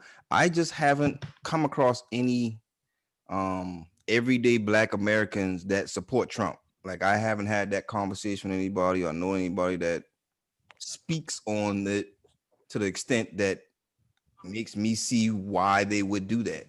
You know what I mean? Right. I just told you why. I just told you what the common Black man, like from a street level, some people with the businesses, they feel like Trump has did more for the Black community than Obama ever did for the Black community. And they're like the presidents is the ones who do anything for the community is you when you go out there and vote for the midterms and you go out there and vote for your city and your state offices. So, You know, even though you're saying that, like I'm just saying that that's still the same as me reading it online. Like I want to have a conversation with somebody that they can not articulately, but they can spell it out for me. Not that I have to agree with what they're saying, but maybe they just make me understand their position better. You know, because most of it ends up being financial. You know what I Yep. mean? Some kind of financial reason, whether it be small business, big business, or tax cuts. That's what I'm hearing. I'm not hearing anything else other than, you know, what about social reform? What about the police shit? You know, what else is Right. it that makes you feel like he's the better man other than money? and And that's you what know I what, always man? think when people are like, It that's who would they be hard for you support. to have a conversation with somebody like that, man, because like how we talked about it earlier, a lot of them brothers keeping a secret. They're not out here just rah, rah, rah, you know, we doing this or whatever, and this and the third. They're kind of like hiding their hand, but they still at the same time supporting them. Now you got some out there wearing the hats and carrying on at the rallies or whatnot or whatever, but for the What you better about, part, a lot of them they hiding the alliance, man, and that's crazy what you was about to say, Hannibal? because we really need to find out why they doing that shit. What you was about to say, Hannibal? Nothing. Um, yeah, I would love to have a conversation with a Black Republican. It'd be nice to get the other side just for clarity in my from my position. I just want a little bit of clarity. For me personally. Another thing that was brought up, and this could be kind of deep. Hannibal, you brought up a very interesting statement or question. I said question. And the question was, matter of fact, I'll let you ask the question so you can say it better than I can. I want to ask y'all, this nigga snoring his ass off in here, boy. Like for real, bro. Hey, I know we were drinking. I know we were drinking last night, you know what I'm saying, having a few drinks or whatever after I put the darling to bed, you know what I'm saying? Like, but this dude, he is knocked out, son. No way he could have made it through a whole show. But anyway, I want to ask, how do you feel about the current state of the Black man and his position in the Black community right now? How do we feel about where the Black man's position in society? No, in the Black community right In the now. Black community. Sorry, okay, just in the Black community alone. When you asked me that question earlier, and how we was talking before we started the show, I felt as though it's not the question itself. I don't think is well rounded enough because I think the question is surrounded around the negative aspects about what we're seen as nationally or internationally. No, I'm asking you not just what you like, not just the news. How do you feel What do I feel? how do you feel about the position of the Black man in the Black community right now? I think, all right, well, then let me answer it. In context of what has been seen, like the protection of the Black woman, the fatherless homes, the you know what I'm saying, like how the system has treated us. You know, like where do we stand today? What do you see when you see a majority of the Black men when you look around the community? You know what I'm saying? Is it known? Do you have those strong leaders in the community like you used to? Do you Nope. have those? Do you have those father figures in the community that stand up like you used to have? Do you I- have, you know what I'm saying? Like Okay. in the, yeah, that's what I'm saying. And I'm gonna stuff answer like this. So this is my answer without any other. I'm biased to it. The same way I feel about the black man stance the same way I feel about black men as fathers. Prior to in my generation growing up, when I was a kid, none of my friends had fathers. I didn't see anybody with a father. However, as I became an adult, what I would see is all my friends being fathers, active fathers in their kids' life. So what I think about the black man now is we had a very bad stint where we were caricatures of what society saw us as. You know what I mean? We really dived into that caricature. We were that. But now I think it's like a turnaround. I think that we've done a good job of exposing a lot of things, and our younger generation is learning more about our history, our culture, a lot more. So I think that we're getting in we're positioning ourselves to be more knowledgeable and more powerful, or not more powerful, but reclaiming our power to make a stance where we can really stand up against, you know, the opposition, you want to say it like that, or put us in a position to be more of what we really are versus of what they portrayed us as. You know, I think a lot of black men are really taking the reins and saying, you know what, we taking back what our image is, and we're going to redesign what that image is of us. And it's still a starting point. It's still a long way to go, but I think that I see a lot more and more of that as far as being leaders of our communities. I still think the black women have a better foothold as far as voicing themselves, but black men are positioning ourselves to be the leaders that we should be respected as from our black queens. You know what I mean? That's what I think. I think that we're repositioning. We're not there yet, but we're getting ourselves in line to take the reins and being more in control of what we are in society. That's what I think. If that make any sense. It made good sense. Make excellent sense. You know, I think to answer Hannibal question, how I feel about it is a little different. Like we taking baby steps, like how you say, Prime, from when we was kids to our era now. Now we the elder statesmen. We got the kids. We got the careers and stuff. We directing them in a certain way. Um, but it's still a lot of work to do because there's still a lot of young brothers suffering because a lot of these black men not doing what they're supposed to do in a major way. Like you should have true matriarchs, and you don't see that now. Like the disappearance of the granddad. Used to have granddads all over. Used to have them. They used to make sure the dads used to stay around, and I guess for better or for worse or whatever. But hopefully it'll come back. But right now we really falling behind, and we got to start stepping it back up. The girls getting it done. No BS. They really are, and it's disheartening to see it. Because I see examples of that shit every day. Like I said, and people might think it's something small or whatever, but it's just a gesture when you with your woman and you in the car, she pumping the gas, and you playing in the car on your phone. I saw some It's shit just certain things yesterday. it's certain things that should be taught.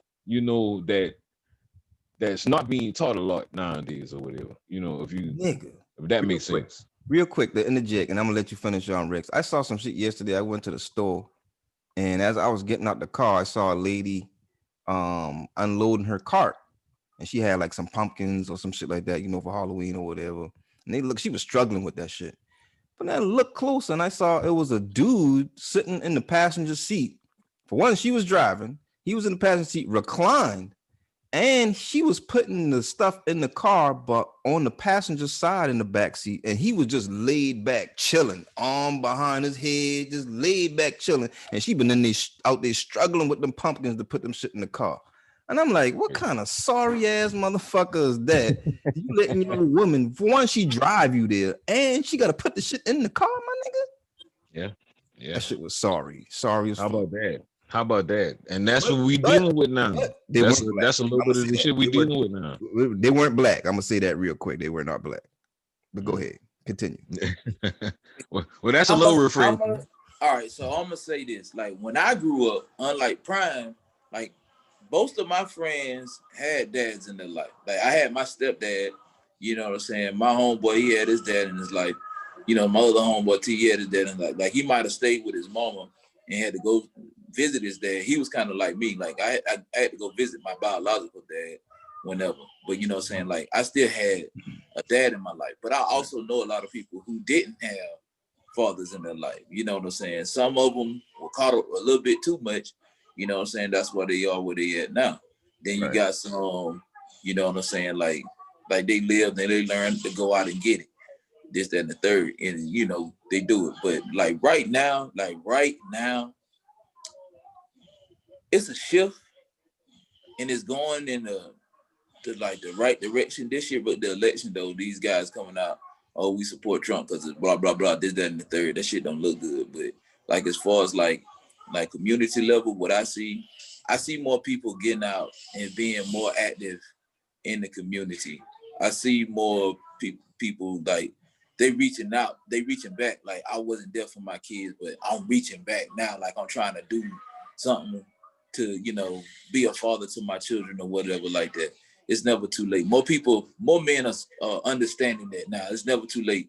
And a lot of them, a lot of the older generation, instead of just like, oh, them kids, they encouraging, but they're not just encouraging with empty with empty proof. They encouraging with proof because a lot of them went through it. Like, yeah, this is my daughter. You know what I'm saying? Like, I wasn't there when she was this such and such. I had to go through a lot of turmoil. You know what I'm saying? All the other shit. So I think it's getting better. We got a long ways to go. Yes. But another thing that's disheartening though is the bickering between the male and the female. Infighting. It tears us further and further apart every time I see it. Oh, you know what I'm saying? Like I talked about the thing, blame the black man. You know what I'm saying? Last week and all that other stuff. But at the end of the day, we starting to get back. It's starting to be more positive images in the community. You know what I'm saying? Like more stuff. Even with rap music, people don't want to hear that, you know, same old shit. You know, then people don't want to hear that same old. You know, it's cool to have fun, but people want to hear you talking about something like that. If you're gonna be this, that, and the third, we want to hear you talk about that black man stuff in your music. You know what I'm saying? We don't want to talk about, we won't hear nothing about you using drugs, you know what I'm saying? You popping pills and did that. We won't hear that caused too much destruction. That era is done. Thankfully. Yeah, you know what I'm saying? That doesn't cause too much destruction. We don't want to talk about that. And a lot of women are holding black men accountable. You know what I'm saying? Like they really holding the feet to the fire, like, yo, y'all need to get up, get out, and get up and do something. You know what I'm saying? Like, stop using them excuses. Like, and I wish sometimes it comes off genuine, sometimes it comes off as badgering, you know what I'm saying? Just more badgering.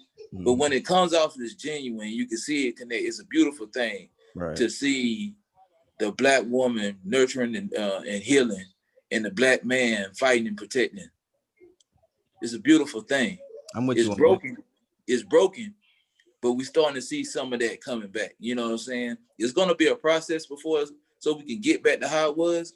But I think in the community, in the black community for itself, you're still a strong figure, but we were weakened. And been weakened for a long time. Now we're starting to heal and get better. Because black women are the ones who pushing for the healing, the mental health in the community and all the other stuff. Yeah, you know what I'm saying? And it's starting to heal in the healing process. And they got our backs. They may be a little bit more ferocious to how they come and approach us with it. And, you know what I'm saying? But there's something about that fire, the essence of a black woman coming to tell a black man, like, yo, get your shit together. Like, I got your back, but we ain't going out like that. You know what I'm saying? And I'm starting to see more marriages of people my age that's been married for 10 years already. You know what I'm saying? They married for those years and they doing good. Like, they doing stuff with their wives and their partners and everything coming. And honestly, like I said, I see a change in the community, but we getting back to what it was always described as being, but we still got a ways to go. Yeah, I just to piggyback a little bit off what you said, Hannibal. One of the things I think that gives us black men a negative light, and I'm not saying that we don't sometimes deserve that, but negativity conversation is always what comes out, and that's what always sparks that conversation about what to do, about where we, the negative stuff. But when you see somebody post, hey, married for 20 years, or hey, we taking the kids to blah blah blah, hey, did this for my wife, they get likes, but they don't spark conversation. You know what I'm saying? The things that spark conversation is why you ain't defend, or why wasn't you here? Why was you father? Wasn't a father? Those types of things spark the conversation, so they get more attention. Yeah, and I hate when people jump on a father that's trying to come back. Oh, don't be worried about that shit now. You know what I'm saying? You ain't trying to do it then. Okay, he's apologized for his actions before. Can you please give him a chance and to be the father that he wasn't? And I'm from a personal note, I'm gonna speak on that from a personal note. I had some paternal issues. You know what I mean? I had father issues, and for a long time I was very disgruntled. But my pops made a very good effort, and on the last leg, he made a very good effort, and as much as I was pained prior to his effort, seeing his effort, I never wanted to disgruntle him from it. I didn't never want him to feel bad about it. You didn't do. I never wanted to do that to him, because, like you were saying, niggas trying. You know what I'm saying? You can't knock a nigga for trying. Like, no matter how many times somebody fuck up, if they're trying to do right, you have to afford them that opportunity to try. You know what I mean? Let them hang themselves. You don't hang them for them. You know what I'm saying? And I agree with you as far as knocking those that are stepping forward to try to right their wrongs. You know what I'm saying? I that's commendable to me, because a lot of motherfuckers don't. A lot of people just give up and say, fuck it, I ain't been there, so fuck it. And what difference would it make now? You know what I mean? And it's bad. I think we should afford all black men the opportunity to correct themselves. I feel you on the paternal thing, because, you know what I'm saying, like I said, I have a stepdad and I have my real dad, my biological father. And for a long time, he would come into town and I would be calling and calling and calling. I gotta give it up to my mama. She never, well, I ain't gonna say never, because it was one instance where she just went off about it. You know what I'm saying? But she never came from a place of malice to talk bad about my dad. At least in front of me. You know what I'm saying? At least in front of me. She never did. And I would call and call and call, hey, grandma, I know my daddy does. Is he there? Can you come get me? You know what I'm saying? And stuff like that. And as a kid, I never thought nothing about it. But my mama would always say, he your father. He should call you. You shouldn't have to call him so much. But I always had a big heart that I was gonna go, I got, what I'm saying, I want to spend some time with him. Like, that's my dude, because that's who I want to be like. I got older and I was like, I don't think I want all them kids. You know what I'm saying? Shit like that. I don't think I want them kids like that. But yeah, we were able to build a relationship eventually, as we, you know what I'm saying? Like, he was there and he taught me stuff, but it was so much stuff like spending time that he didn't do, where it was enough to leave like an empty space where I was mad about a lot of stuff. Now, I always have loved my father, but I was mad at him. It was some instances asking for some stuff, and I go and see, like, the girl he talking to, her kids got the same stuff that I was asking for, but I'm like, dude, and I remember my grandma be like, just don't give up on your daddy, baby. You know what I'm saying? But I'll be damned. this ain't the dude. Like this, the guy that I can go through and I can talk to my dad about anything, like anything.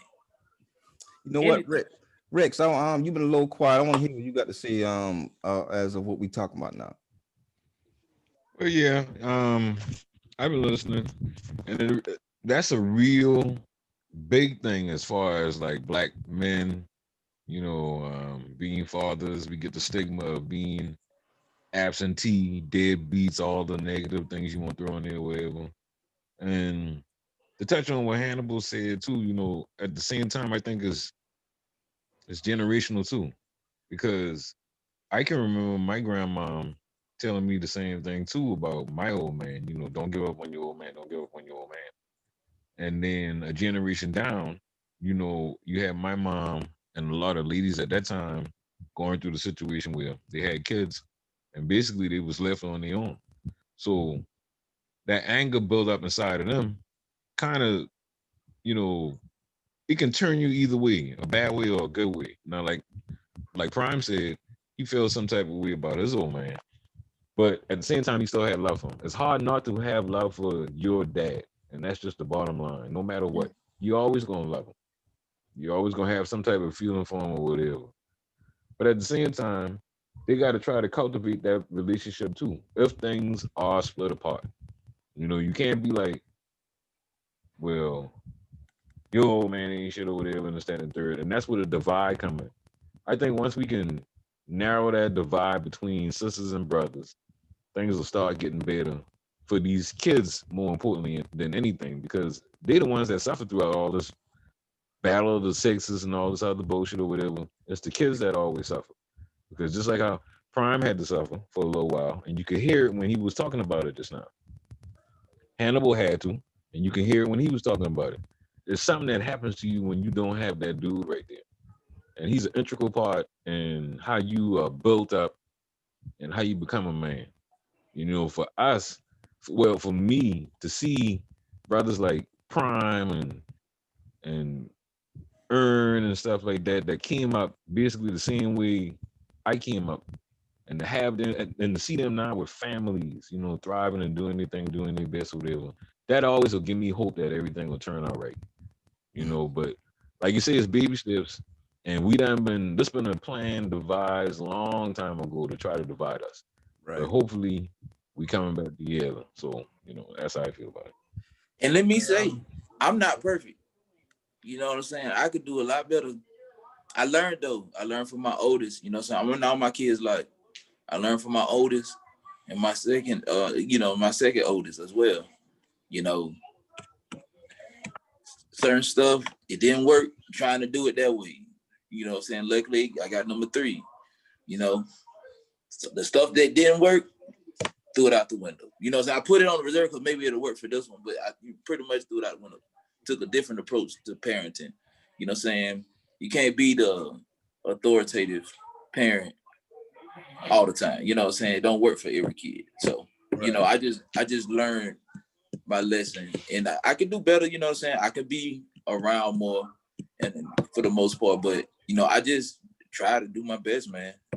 You know what I'm saying? Like I keep an open dialogue with all my daughters, talk to them, go visit them.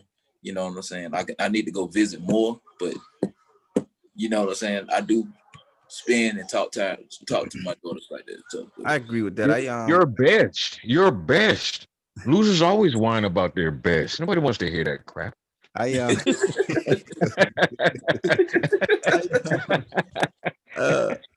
always Sean Connery right there. I always try to keep a open line of communication with my kids. I want them to feel like they can come and talk to me about anything. I think they feel that sentiment. They probably don't tell me everything that they want to or they can. They don't. Did you tell your mom everything? Hell no. My mom exactly. I'm 41. Right, my mama still don't know some shit.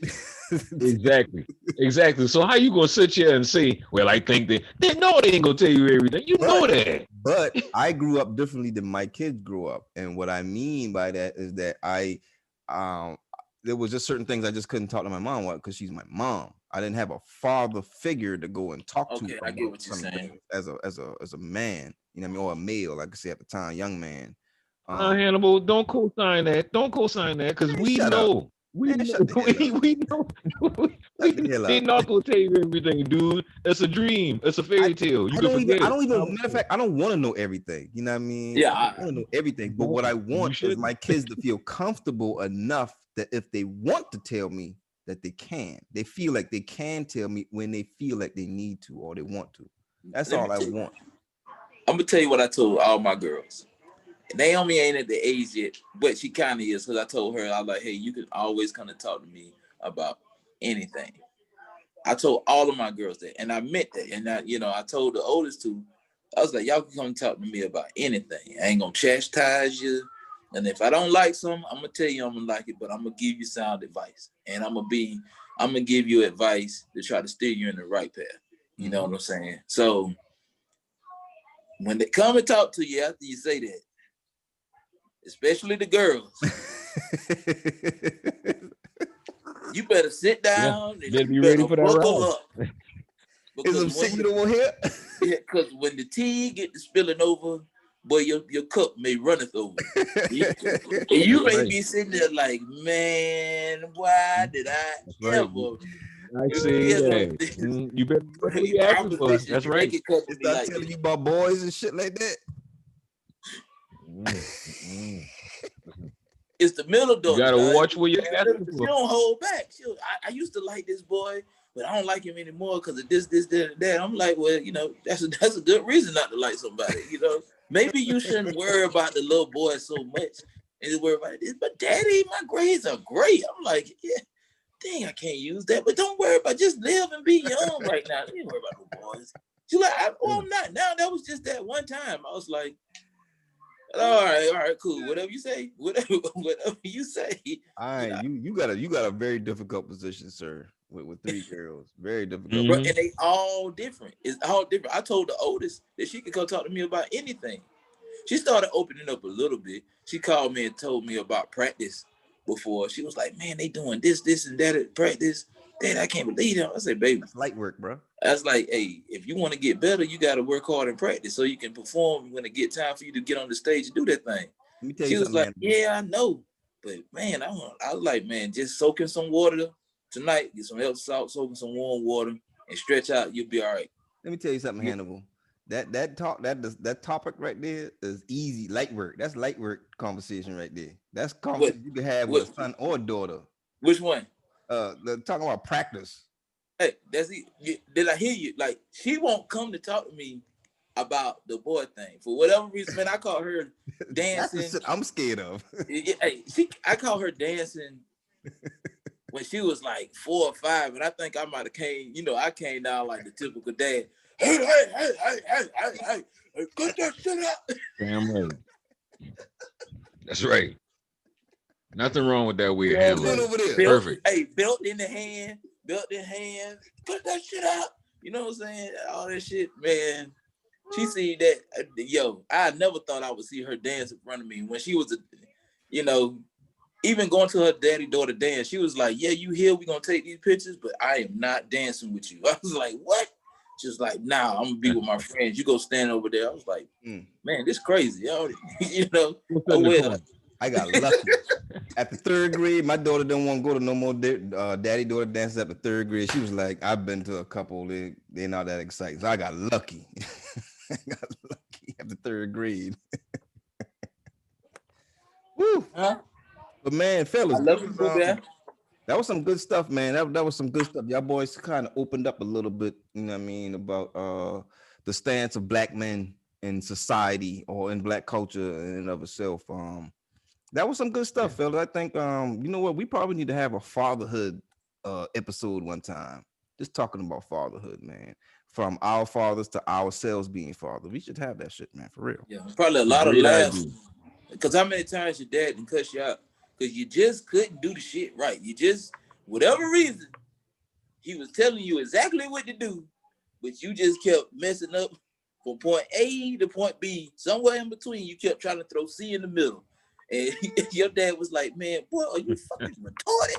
Just go to the house. I'll be honestly, I've never had that real experience, but I had this one moment one moment in time, I was 24 at the time. I was 24, and I happened to be downtown, Charleston. It was about 2 in the morning, and I'm hanging out with my homeboy at the time. He, God bless the dead, Earl, and hanging out. I just happened to see this guy talking to another dude that I knew from high school, and I'm like, damn, that dude look familiar as fuck. Who the fuck is? I said, that's my fucking daddy. Why, that's my damn daddy. And he come over there, we talk to me. He's talking like, what you doing out here this time of night? I'm like, nigga, what you doing out here this time of night? You ain't nothing but sellers and buyers out here at this time of night. You know what I'm talking about? But we went to have a talk. We had a conversation, and while we had a conversation, I had one roll up, and I've been, puffing on that. He could talk about you need to put that out when you talk to me. I said, nigga, I ain't seen you in about damn near 10 years. What the fuck you gonna come and tell me what I should be doing right now, bro? Like, nah, we not about to have that conversation right now. Whatever you want to say, go ahead and say, but don't tell me what to do. You ain't earned that right now. You know what I'm saying? So, you have to earn the right to be a father. You know what I'm saying? It's just breaking the sperm off don't give you that right. You know what No. You have to earn the right to be a dad, because Okay, a father is given just for bearing the child. Right, that's biological by Just nature. for having your seed bared by a woman. Daddy, correct. I thank you for that. Thank you for that. Yeah, you are correct. You got to earn the right to be a daddy. You know what I mean? And if you ain't earn that right, then shut the fuck up. Moving on. Moving on. Man, just end the show. Just go ahead and just tell them who the fuck we gonna sit down. Who's sitting down? Who's sitting down? Y'all wanna go ahead and move on? I had something in politics real quick. I think it was worth mentioning, man. No, oh, don't. You know what? Man, the No, show. I'm not gonna mention it. I'm gonna skip over that. I'm gonna skip over that shit. I'm gonna skip wow. over All right. But Yeah. Oh wow. All right. wow.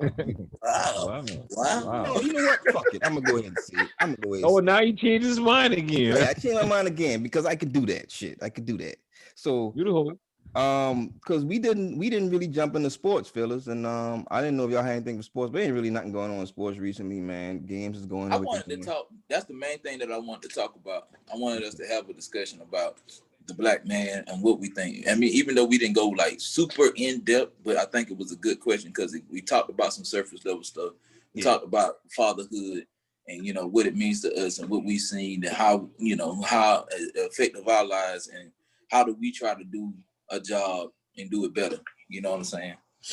I thought that was gonna be a very poignant part of the show today. So I'm glad that we actually had that conversation, and which makes me feel like we need to have more conversation on that. I think that'll be. I was about to. We need to put that together for a future show and have that as a showcase.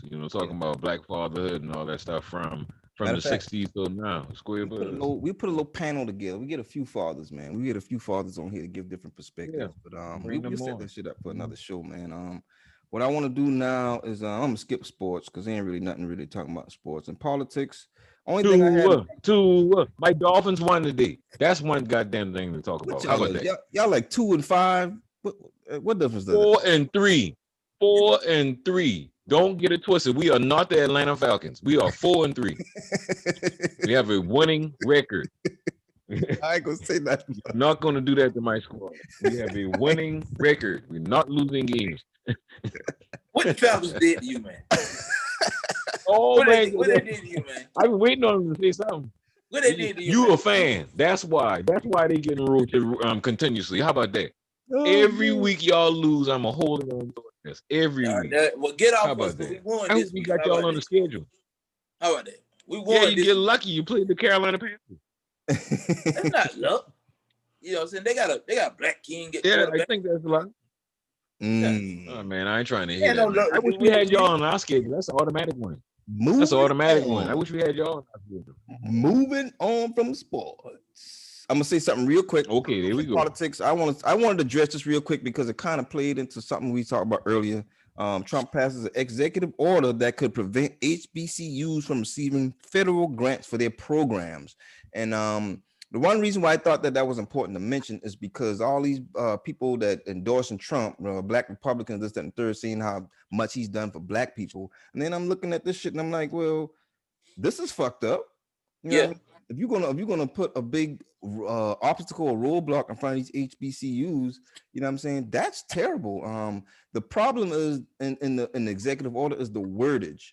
The wordage that he put in the executive order, and Verbiage. I would verbiage, yeah, my bad. I don't have the exact shit with me right now, but when I was reading it, I was like, it while it can be directed at white institutions to prevent them from being a certain type of way, it also puts the obstacle in front of black institutions, historically black colleges, because historically black colleges are there to promote the black culture in and of itself.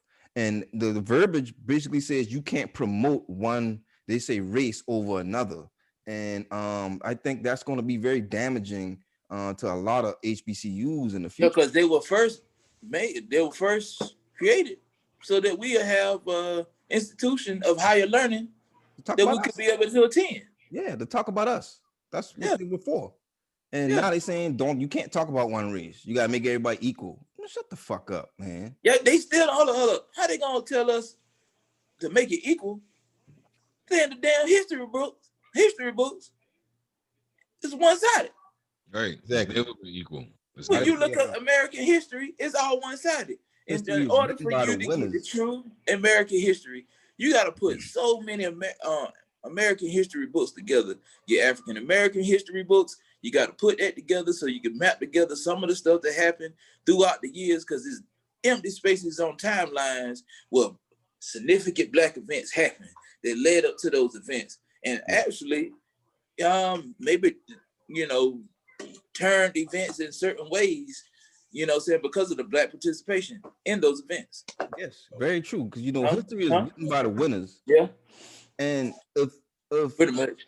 If the history the way it was written wasn't so fucked up, we wouldn't have a need to have these separate African American history classes. If you told history the way it was actually occurred, you know what I mean?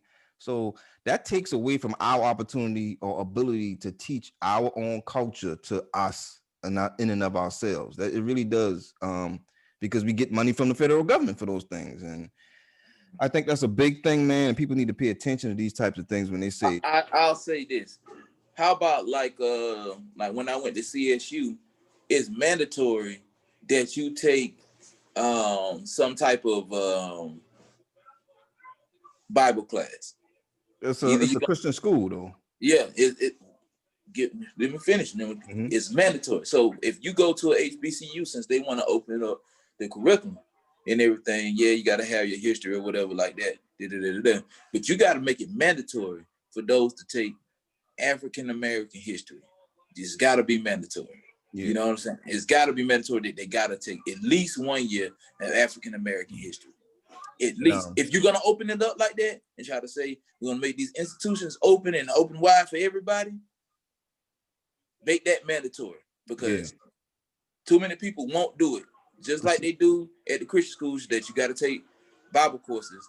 Make that mandatory that you got to take African American history. That's the problem with that executive order, is that it promotes not teaching any one culture as being superior. No, you're not teaching it as being superior. It's open, but it's mandatory that you can take American history. Yeah, it's American history for your history, but you gotta take at least 1 year of African American history. I see what you're saying. Yeah, and for those that don't know, CSU is Charleston Southern University. And yeah, my bad. I ain't mean to. Was it in Goose Creek, South Carolina? No, it's in Charleston. Charleston. It's in Goose Creek. That's not Charleston. That's right, because it's past Oceano Road. Yes, that's not Charleston. It's on Latson Road. No, it's not on Latson Road. It's on University Boulevard. It's University Boulevard. It's North Charleston. Zip code is that is not Charleston.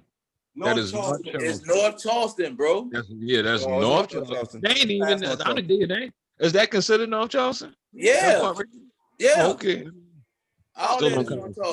That shit is close to Latson. That shit right there in between them. No, that shit is North Charleston, bro. Okay. Well, as long as they ain't Charleston. You know what? Moving the fuck on. What else? One thing to note right before we get into Sit Your Ass Down, I thought this was pretty poignant and something that we should know about. University of South Carolina and Claflin University signed an agreement to establish a 5-year dual degree program, allowing students to earn their bachelor's degree from Claflin and an MMC from the USC School of Journalism and Mass Communications, or MLIS from USC School of Information Science. I think that's dope because it's kind of bridging the gap between white universities and HBCUs. It could be a first step and many other steps. So I just think that people should pay attention to that. I commend USC. I'm an alumni of USC, proud Gamecock. I'm gonna say that. And yeah, fuck you too. But I think that's a pretty good step. And listen to nothing this cock has to say. Huh? What you say, nigga? What you say, nigga? You're a fucking cock, bro. Yeah, I'm a big dick. That's what I am, nigga. That's not anything to be proud of. That's not anything to be proud of. That shit doesn't sound right, did it? No, it did not. No. You sound like you was gonna buckshot somebody, Dick Cheney.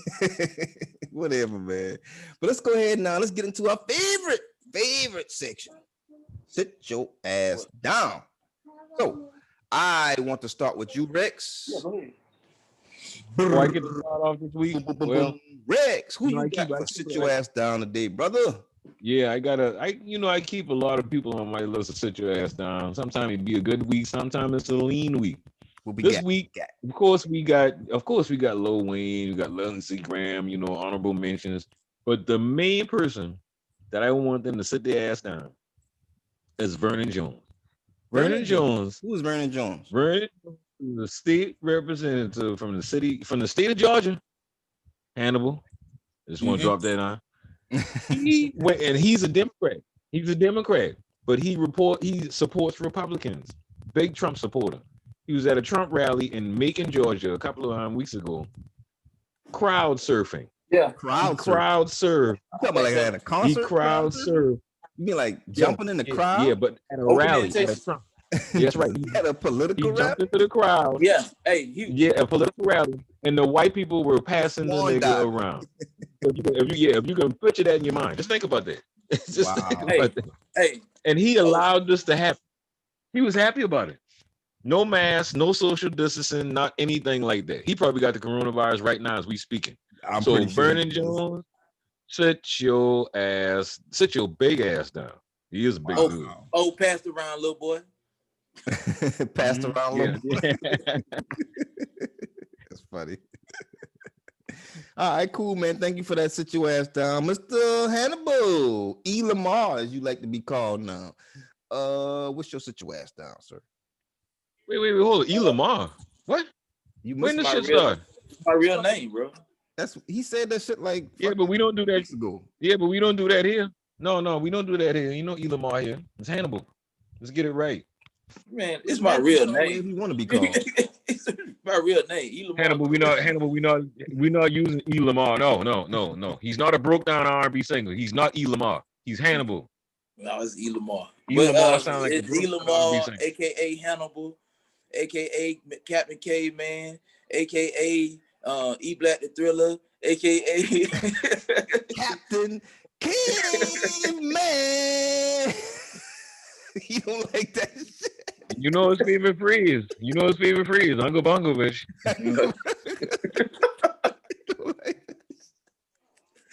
All right. So right.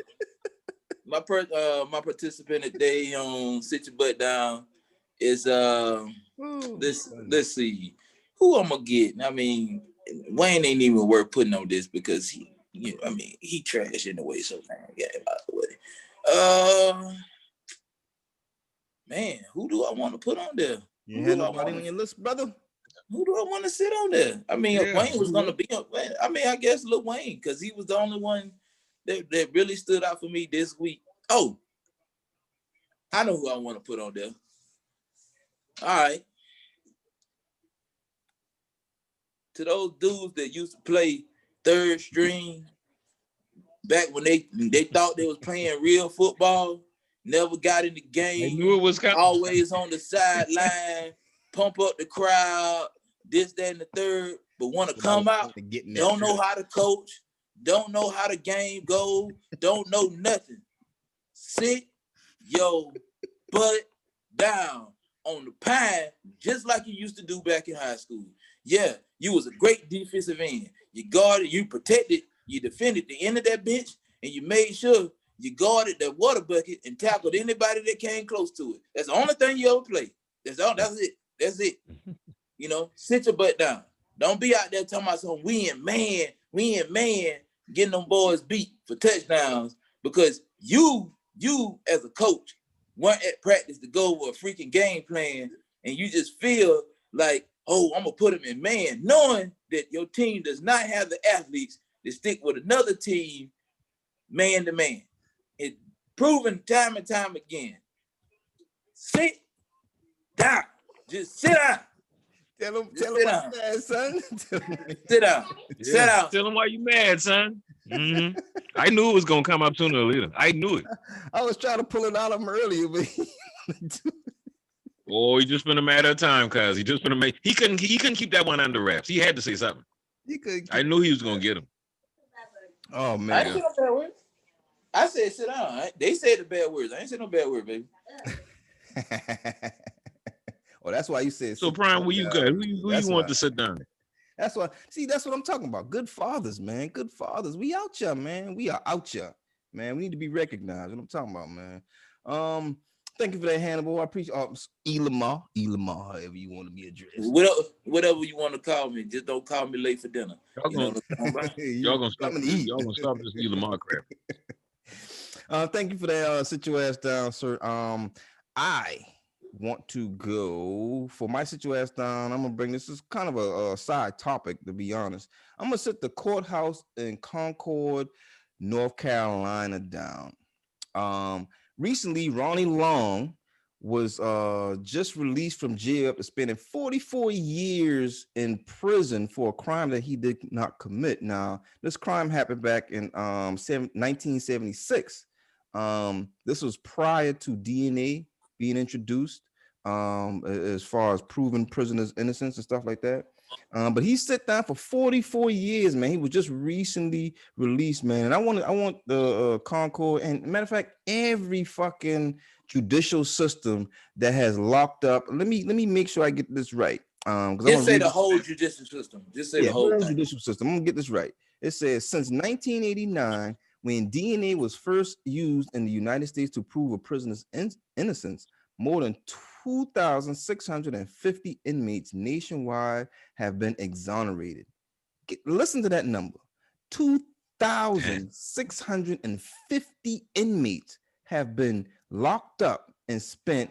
Let's get this. It says altogether that is 24,150 years lost to wrongful convictions. I'm pretty sure it's many, many more. Pretty sure, but 2,650 people have spent 24,150 years locked up in jail behind a crime they did not commit.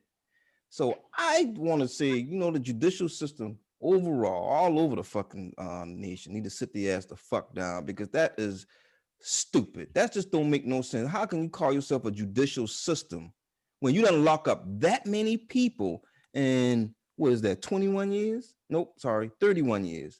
In 31 years, you've locked up that many people without real evidence. That's fucked up, man. And I gotta say, man, they need to sit their ass the fuck down, because that's just ridiculous to get that many wrong. I can understand, you might get a few wrong. Everybody make mistakes, but 2,650 people, that's a lot of people, man. Just they wasn't getting it wrong because they was doing what they wanted to do. You're right. That's the American way. Justice. They keep That's doing not the shit justice. wrong until they make it right. Yeah. That's how they do it. selfishness, man. That's selfishness, and they deserve to sit their ass the fuck down behind that bullshit, man. That hurt my heart to read that, man. You know what I mean? I was reading a story about that one guy. What was his name? Ronnie Long, but to read those numbers, man, I'm like, man, that's fucked up. Just a lot of people, bro. So for me, man, they need to sit their ass the fuck down, man. That kind of hurt my heart a little bit. But that's it, man. That's Hold on. What's up? I ain't finished. Uh-oh. I ain't finished. What You out here, and you out here, you come, You don't come to practice and this, that, and the third. This ain't your first incident with somebody on the doggone sideline. You should just really just sit down or just stay down or whatever you want to call it. Just be where you at. Don't come back around. Just put it at that. Don't come back around. That's it. That's it. No, Hannibal, when I asked you about this earlier, you was like, I'm good. Yeah. He said, I'm good. I am good. The kids did good. The kids did great. I'm happy for the kids. They actually did great. They did great. They followed the This is game therapy plan. session right now. Therapy It's session. good. Kids good, man. The kids good. I was happy for the kids. Man, but you saw that shit piss you off, man. Oh yeah. You see, he had to come back and finish right. Well, He had to come back and finish. See, When I tell you the Yeah, I story, ain't of when I tell you the story of what happened, you'll see why it pissed me off. well, tell us the story then. No, I'm not telling you not telling you while I'm live. No. We got to wait. Let's hold that. Put a pin in that story until the Put a next pin in that. episode. That's good. How about that? Hey, Trying to be funny. No, Rick, you ain't here when I first asked. I was like, man, so I heard, man, you know, blah, blah, blah, blah. He was like, no, I'm good, man. I ain't worried about that shit. He was like, that's don't bother me. I ain't worried about that. Nigga, you had to bring that shit back up. Exactly. No, I think we're eating them up. I gotta I'm say good. something about it. I'm I gotta say good. something about it. But I was looking for somebody to put on sit your behind down. So the thought ran across my head, like, yeah, put them on hit sit you. your behind down. It should hit you with it. I ain't mad at you, brother. I want you to get it out, man. Let it out. Let it out. Let your vents open, man. Let that shit flow, bro. That's healthy. Better out than in. Better out than in. Yes, sir, man. Ain't nothing wrong with that. I ain't gonna label you as an angry black man. I'm not society, bro. I'm your brother. I like that one. Funny moment, Rex. That was not a fun. Why the fuck you laugh, man? That was not a funny moment. The way you said it. You sounded shiesty. See, that's the wrong with niggas today. Oh, he called me a nigga. He called me a nigga. He called me a nigga. Get out there. Let's get out there. Let's get out there. Get out there. Get out there. All right, man. Y'all hear that, America? That's the show, man. Anything else y'all boy want to wrap up before we get out here? Well, I just want to say that the Atlanta Falcons are trash. The Dolphins going to the playoffs, baby. That's what I'm talking about. I'm feeling good about it. Slowly roll now. It's still some weeks left now. I don't know about that. We ain't worried about that. This We week, They gonna got win them four, out. he said they have 4 victories now. They very well likely could this week, go 4-12. 9. Just go Right. 4-12. Don't do that, Lundy. Don't do that, Lundy. Knowing you only got 2 wins now. Don't do that. You go 4-12. You know what time it is, y'all. Hey, y'all go 4-12. Y'all score touchdowns when you ain't supposed to. Y'all there blowing the game. You're blowing leads left and right. It's ridiculous, though. It's ridiculous. Yeah, know, man.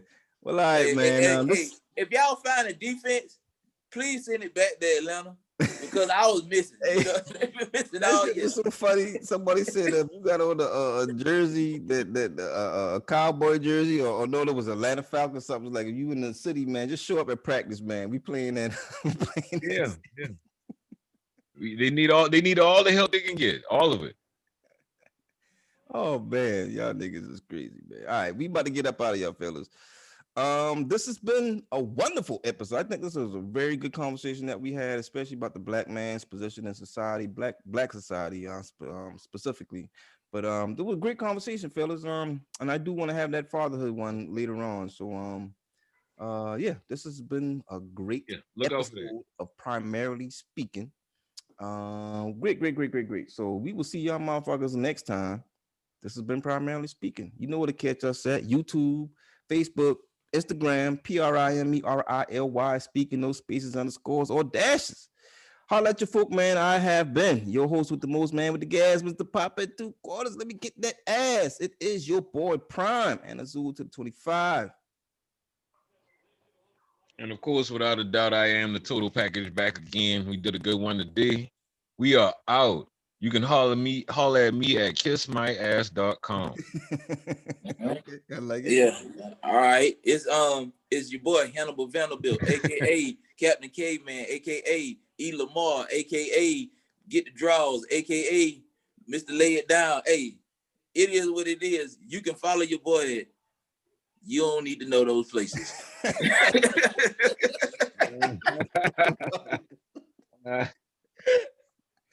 Oh man, but now hit me up. You get at me on Twitter at Black Hero 600 on or on Instagram at Black Hero 600. You know what I'm saying? Holla at your boy. All I'm right, out. man, fellas. Appreciate it, fellas, man. I'll catch y'all boys next time. We out. Deuces.